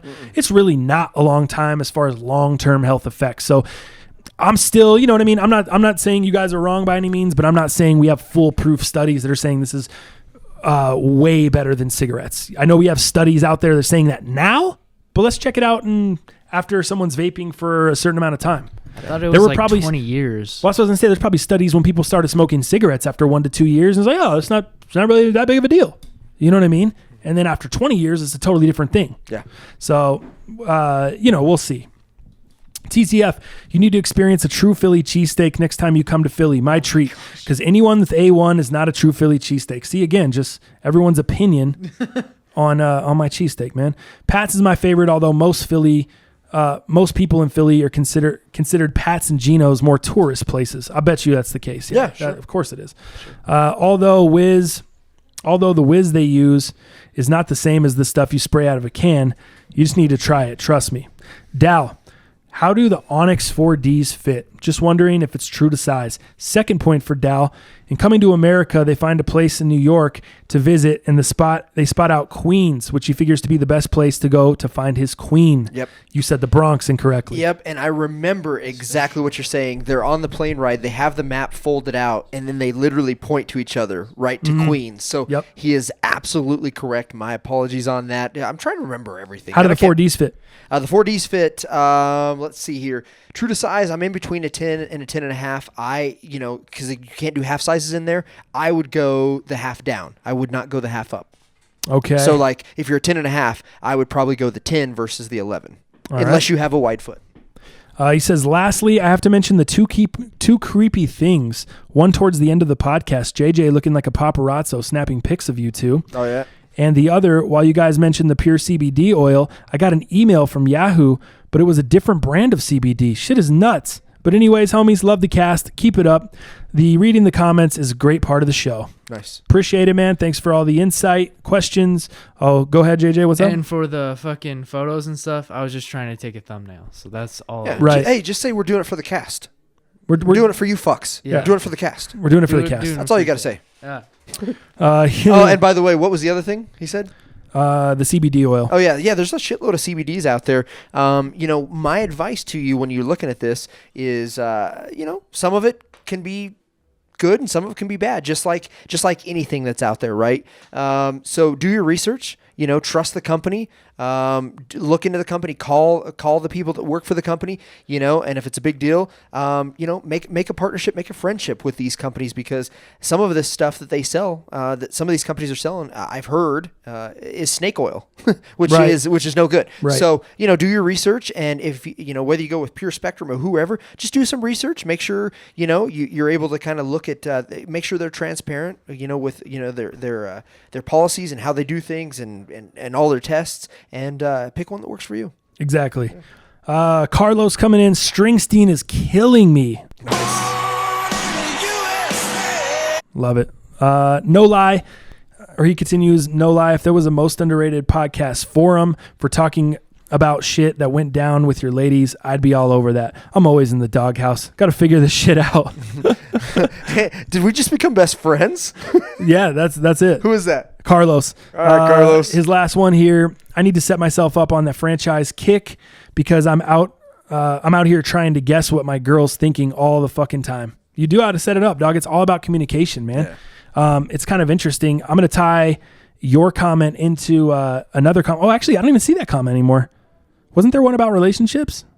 Talking about my relationship and the way I do shit? And oh, yeah. Saying that you were not wrong, but like I could never do that or something like that. Yeah, I remember that one. Yeah, I don't see it anymore. But stop erasing comments, man. Yeah, I was just talking about, even if it's bad, it's good. But basically, yeah, I mean, what I'm talking about is communication. I was going to kind of address this with that comment, but I don't see it anymore. So it's all about communication. For me, I know myself. I'm a very direct, clear, routine kind of guy. If I get out of my fucking routine, if communication and that shit is not communicated to me, if shit changes on the fly, I'm bad at adapting with it. Very bad. I'm very bad at going with the flow, and I'm very bad at on the fly type fucking bullshit. I'm just not good with it. Unless I'm like super fucked up in Vegas and I have no worries, I don't run my life like that. So I run my life as not military style, but I run it with kind of a schedule and kind of an agenda, because that's the only way I stay on track. I'm super fucking ADD. If I don't have kind of a schedule for myself, or if I don't make a routine, it's very hard for me. It's just very hard for me to get through and to get the things done I need to get done. And so I want the same thing in my relationship. We just talked about Antonio Brown. We talked about that situation. That is a guy I would never want on the Denver Broncos because he's the worst fucking communicator I've ever seen. Yeah. That is a guy, it would be a nightmare to try to be in a relationship with someone like that. And that's exactly what I try to avoid. That's why my old relationships didn't work. It was a lot of lack of communication. So for me, it's all about communicating, whether it's just my homies, whether it's people. I don't like to be around people that can't communicate. Bottom line, if you can't communicate, that's fine. Maybe you have a different system that works for you in your relationship and you guys don't require a lot of communication. Maybe you fucking do hand signals and winky faces at each other. I don't know. Yeah. Me personally, I need communication. If someone's not going to tell me there's a problem, I'm not going to think there's a problem. Yeah. You know what I mean? That shit, that's called overthinking. And that gets me into a space where I start thinking about some shit and creating problems when there aren't any. So I wait for it to be communicated to me, and that's how I know we're all on the same page, and no one can ever say, oh, I didn't know what you were talking about. Yeah, you fucking did, because we communicated it. And that, right? That's just how I deal. Right. Everyone's different. Everyone goes through different things. I'm an ADD motherfucker. I like communication. I like routine. Next up, thoughts on DJ LeMahieu to the Yankees. Yeah. Did you like him on the Rocks, and what do you want to see them improve for next year? Thanks. Keep up the great work, guys. I like DJ here. Mm-hmm. I thought DJ was awesome here. I actually fucking miss DJ here. Pillar of consistency. Yeah, I don't know what he got paid to go to the Yankees, but obviously the Rockies weren't going to pay him there. We have a lot of young talent coming up. The Rockies are going to be good the next few years, I think. Bullpen-wise, if we can keep Nolan Arenado over there at third, I really like what the Rockies are doing. I like the direction the organization has taken, especially the past few years. I was one of the people that was a little bit of a hater on the organization in the Troy Tulowitzki days, and when he started kind of wanting to leave and all that stuff, I didn't think that they were paying the right people. But now it's like we're not going out and reaching and overpaying guys. Like we paid Cargo a big contract. We're not giving Cargo another contract. We're not going and paying guys we shouldn't be paying. So right. I would have liked to see DJ LeMahieu stay here with the Rocks, but at the end of the day, it just didn't make sense with the young talent we have at that position. There's no need to overpay. There's guys that we can get to give us the same production with less money. That's just what it is. Let's see. Another vaping comment. Vaping's been around for about 10 years, actually. The British Royal College of Medicine did a 2-year study on modern vaping products and deemed them to be 98.3% safer than using combustible tobacco cigs. So the other gentleman's study said 95% safer. This is 98.3%. So there's different studies. There's different, this is what I'm talking only about. 2-year study. Yep, this is 2 years. That's what he said too, 1 to 2 years on the other one, something like that. The study has been done on these products, but you will not hear about it in the U.S. because, as sad as it is, big tobacco and big pharma are big funders of the government, and they are indeed trying to eliminate safer alternative to smoking replacements. Just as big pharma is fighting to keep marijuana illegal and non-medically available. Interesting. Yeah. What I would say to that is, who was behind all the truth campaigns and all that shit? Why didn't the government shut that down? When the Just Say No program and the DARE and the drugs and all that stuff, who was behind those? Why weren't they shut down by the government? Why weren't big tobacco and these other companies coming in and just buying them up and shutting that down? How did that get through? That's my question. Not to say you're wrong. I'm just wondering. I'm just posing another question because if they're shutting down, if they can shut down vaping that easily, or they can put that out there, how were they not able to do that when smoking was just getting demolished in the 90s? Right. Rates were falling like crazy. And that seemed like it was more of a government thing. The Just Say No's, the DAREs, those almost seemed like they were more government influence. Yeah, I don't know. It's weird. So that's kind of my question there. Not saying, like I said, you're wrong by any means. I think that's some great facts you bring. But that would be my question to you. Sneakers on feet, he just said underrated. Simply underrated. Might be the best comment in here. No, I'm just playing. David J. I live in Atlanta, and the Super Bowl didn't come here because Ray Lewis was stabbing people in the 2000s last time it was here. I did see that that. Actually might be the comment of the fucking of the show. That one. I like that. That's funny as hell because you remember Ray Lewis was out stabbing fools, and then his white suit mysteriously disappeared, and they could never find the white suit. And then you got, I wish I had that soundbite. Remember after the playoff game? No weapon shall prosper. Yeah. No weapon. He's just yelling that shit. Yeah. After that was after the most recent Super Bowl. They just won against San Francisco. Yep. That was like after that. It was like towards the end of his career there. So crazy. That wraps up the YouTube comments. Again, thank you to everybody for chiming in, man. We try to get to all of them every week as long as they're good, thoughtful, make sense. We pretty much read everything on here, whether you're hating, whether you're loving the show, hating the show, whatever. We get into the whole thing. That's about it on time, man. We're kind of up against it. Do you want to hit on the UFC really quick, Dal? Yeah, real quick, man. I got to take a leak as well. But real quick. Sweet. Thanks for letting us know, man. Yeah, no doubt. Real quick, UFC this weekend. It is actually not a pay-per-view event, which is crazy. This is the first fight on the new contract with the UFC with ESPN Plus. Oh, nice. Okay. So, Dana, you've probably seen some of the Dana White commercials out there that, hey, we're finally home. We're finally home with ESPN Plus, blah, blah, blah. So this is actually the first main card, and this is the first title fight with ESPN Plus. So it's a big deal. That's why they're putting a title fight in there. So you have TJ Dillashaw going against Henry Cejudo. And if we know anything about Cejudo, he is an Olympic gold wrestler. Okay, so he has won gold in the Olympics as a professional wrestler. So, I'm hoping for not a boring ass fight. Are they giving us, you know me, I'm kind of a in and out guy on UFC. Yeah. I'm not ever going to be the guy that's breaking it down with a ton of fucking analytical knowledge and stats. Sure. But are they giving us, is this a fight you would consider a pay-per-view quality fight? Are they giving us a pay-per-view quality fight on ESPN for the first one? Yes. Okay. 100%. So I think this is a big play by Dana White with this new partnership being it's the first fight on ESPN Plus and not pay-per-view. Again, why it's called Who's the main event? TJ Dillashaw and Henry Cejudo. And what do you know? I've heard of Dillashaw, but I've never heard of the other gentleman. So let me tell you a little bit about this. So Henry is a professional Olympic gold wrestler. So that's kind of what he's known for. Right now, there's a great ESPN article on him that kind of explains, his competitiveness, his wrestling, kind of, his upbringing. Very, very enlightening if you got 5 minutes to read it. So for all you listeners out there, but very, very determined guy, came from nothing, that kind of thing. But he is one of the best wrestlers of all time, it sounds like. So I'm hoping for not a shitty fight, where people just get on their backs and, just like a Khabib, Khabib was just wrestling kind of the ground, dude. And just waste time. But the biggest thing to this fight is Dillashaw. He actually stepped down in weight. So this is what they call the flyweight. Unfortunately, Dillashaw doesn't fight the flyweight. Yeah. He always does the bantamweight, right? Yeah. So he has dropped down from 135 to 125, and that's the biggest controversy with this to fight Henry here. Is can Dillashaw do this? What type of meal plan? What type of prep did he do this? Because Dillashaw is a heavy 135. Oh, so he probably walks around a 155, 160 normally. You got it. But he gets down to about 135 to fight that. Now he's going down to 125? Going to 125. Wow. And he's made weight. I even followed some of his socials this week just to kind of see what he's doing and testing and, metabolic stuff. And he's gotten super nerdy with it. But I've been able to see him kind of grow into this week. And, dude, he looks shredded. I mean, obviously, if he's dropping fucking 20 pounds or 10 pounds to even do this. No doubt. Weight class when he's a heavy 135. Right. That's the biggest thing. So people are kind of questioning, is he going to have it? Because he still holds the belt for bantamweight, right? He beat Cody No Love to hold that belt and beat him again to hold the belt. No doubt. So he's trying to get the belt from Henry in this. So that's the main title fight. So he's trying to be double champ. He's trying to be double champ strapped up. Exactly. And is he going to bounce back and forth? Or I feel like a lot more people are doing this double champ stuff. They are. Are they not?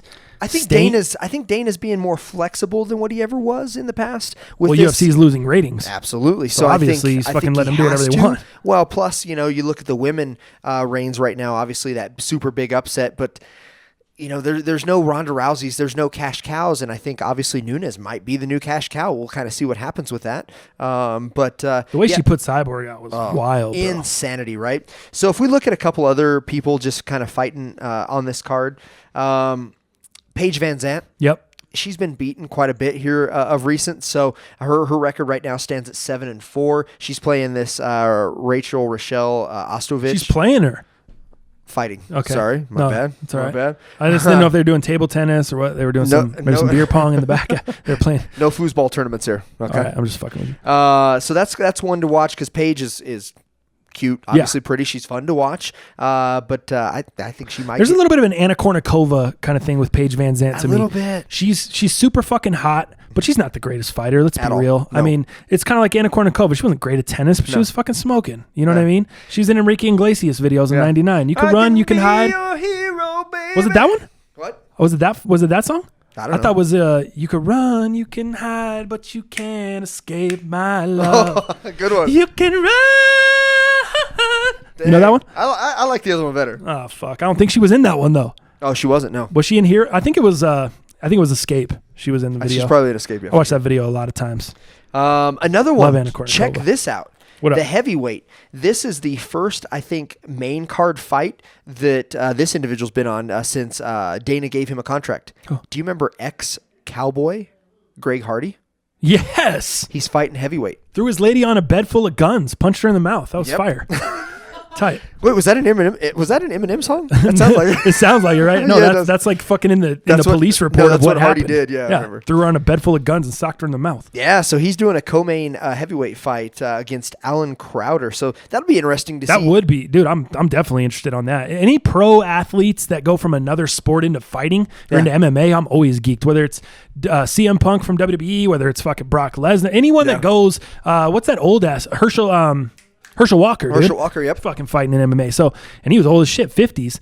Any former sports athlete in another sport coming to MMA, I'm always interested. Yeah. You always got my money. So I just wanted to kind of hash on that. So again, ESPN Plus, they've got a title fight, first fight on ESPN Plus since it's a relationship with the title fight. UFC Night 143, Dillashaw, Cejudo, Greg Hardy's interesting, Paige Van Zandt. You also have on the light heavyweight Glover Teixeira, who's always been pretty dominant. I think his record's 27-7, so he's been on a little bit of a losing end here lately, but we'll see if he redeems himself. But yeah, I think it'll be worth your while, and you don't have to fucking pay for it. Yeah, exactly. ESPN Plus for free. Well, do you have to pay for ESPN Plus though? Because it's not shown on regular ESPN. I think there is some truth to that, but I guess what I meant by that is you're not having to pay pay-per-view. Yeah, because I have ESPN Plus already because I have an ESPN The Insider and pay $10 ESPN a month for that? No, ESPN The Magazine subscription, and I'm about to tell you, I pay. I think it's $39.99 or $49.99 a year, flat rate, and that includes ESPN The Magazine, my ESPN Insider subscription on ESPN.com because I can get access to all the other content that's not available. You ever see that like little plus and you can't go in there unless you have the login? So I get that shit, and then I also get ESPN Plus on video streaming included with that. So pretty dope. 40 a year now seems worth it's 40 it. or 50. Now that UFC's a part of it, right. Maybe it's a growing platform. Yeah, so it's dope. So I just go on my ESPN login. It's all on there. Honestly, I was going to cancel it this year, and I forgot I had my card on reoccurring, and they hit me like, hey, your ESPN Plus membership's going to renew in 30 days, and they let you know, kind of a nice little note, you should cancel this shit if you don't want it. Yeah. And I was like, oh, cool, I'm going to cancel it. I'm not going to use it. And I didn't cancel it. 30 days came by, boom, I got an email. We renewed your thing. I'm like, fuck, just wasted $50 or $40. But now that it includes ESPN Plus, shortly after that, I was like, oh, this is cool. I've actually used it quite a bit. I watched the LeBron. Did you watch the LeBron features and stuff on there? He has a little show on there. More Than an Athlete, I think it's called. Oh, yeah. Yeah, I've seen got that shit on there. Yep. So pretty sick. I think that's where we'll end it, man. We'll wrap up on that. We had a little bit more stuff, but it's just we're running too long today. Sure. So we'll kind of wrap up on that. I think, you got to take a piss. Hustle and Color Clothing, man. The homie Skylar's drop online at certifiedtattoo.com under the shop tab. All the shirts to be there unless they're sold out already. But that's where you can check out the crew neck or any of the stuff that we're wearing here. You can the one JJ has on doesn't come wrinkled like that, so don't worry about it. It comes nice and neat. It's me. It's just me, man. I'm just over here in the gym. About them gains. All right. So that's about it, man. And we will catch you fools next Tuesday.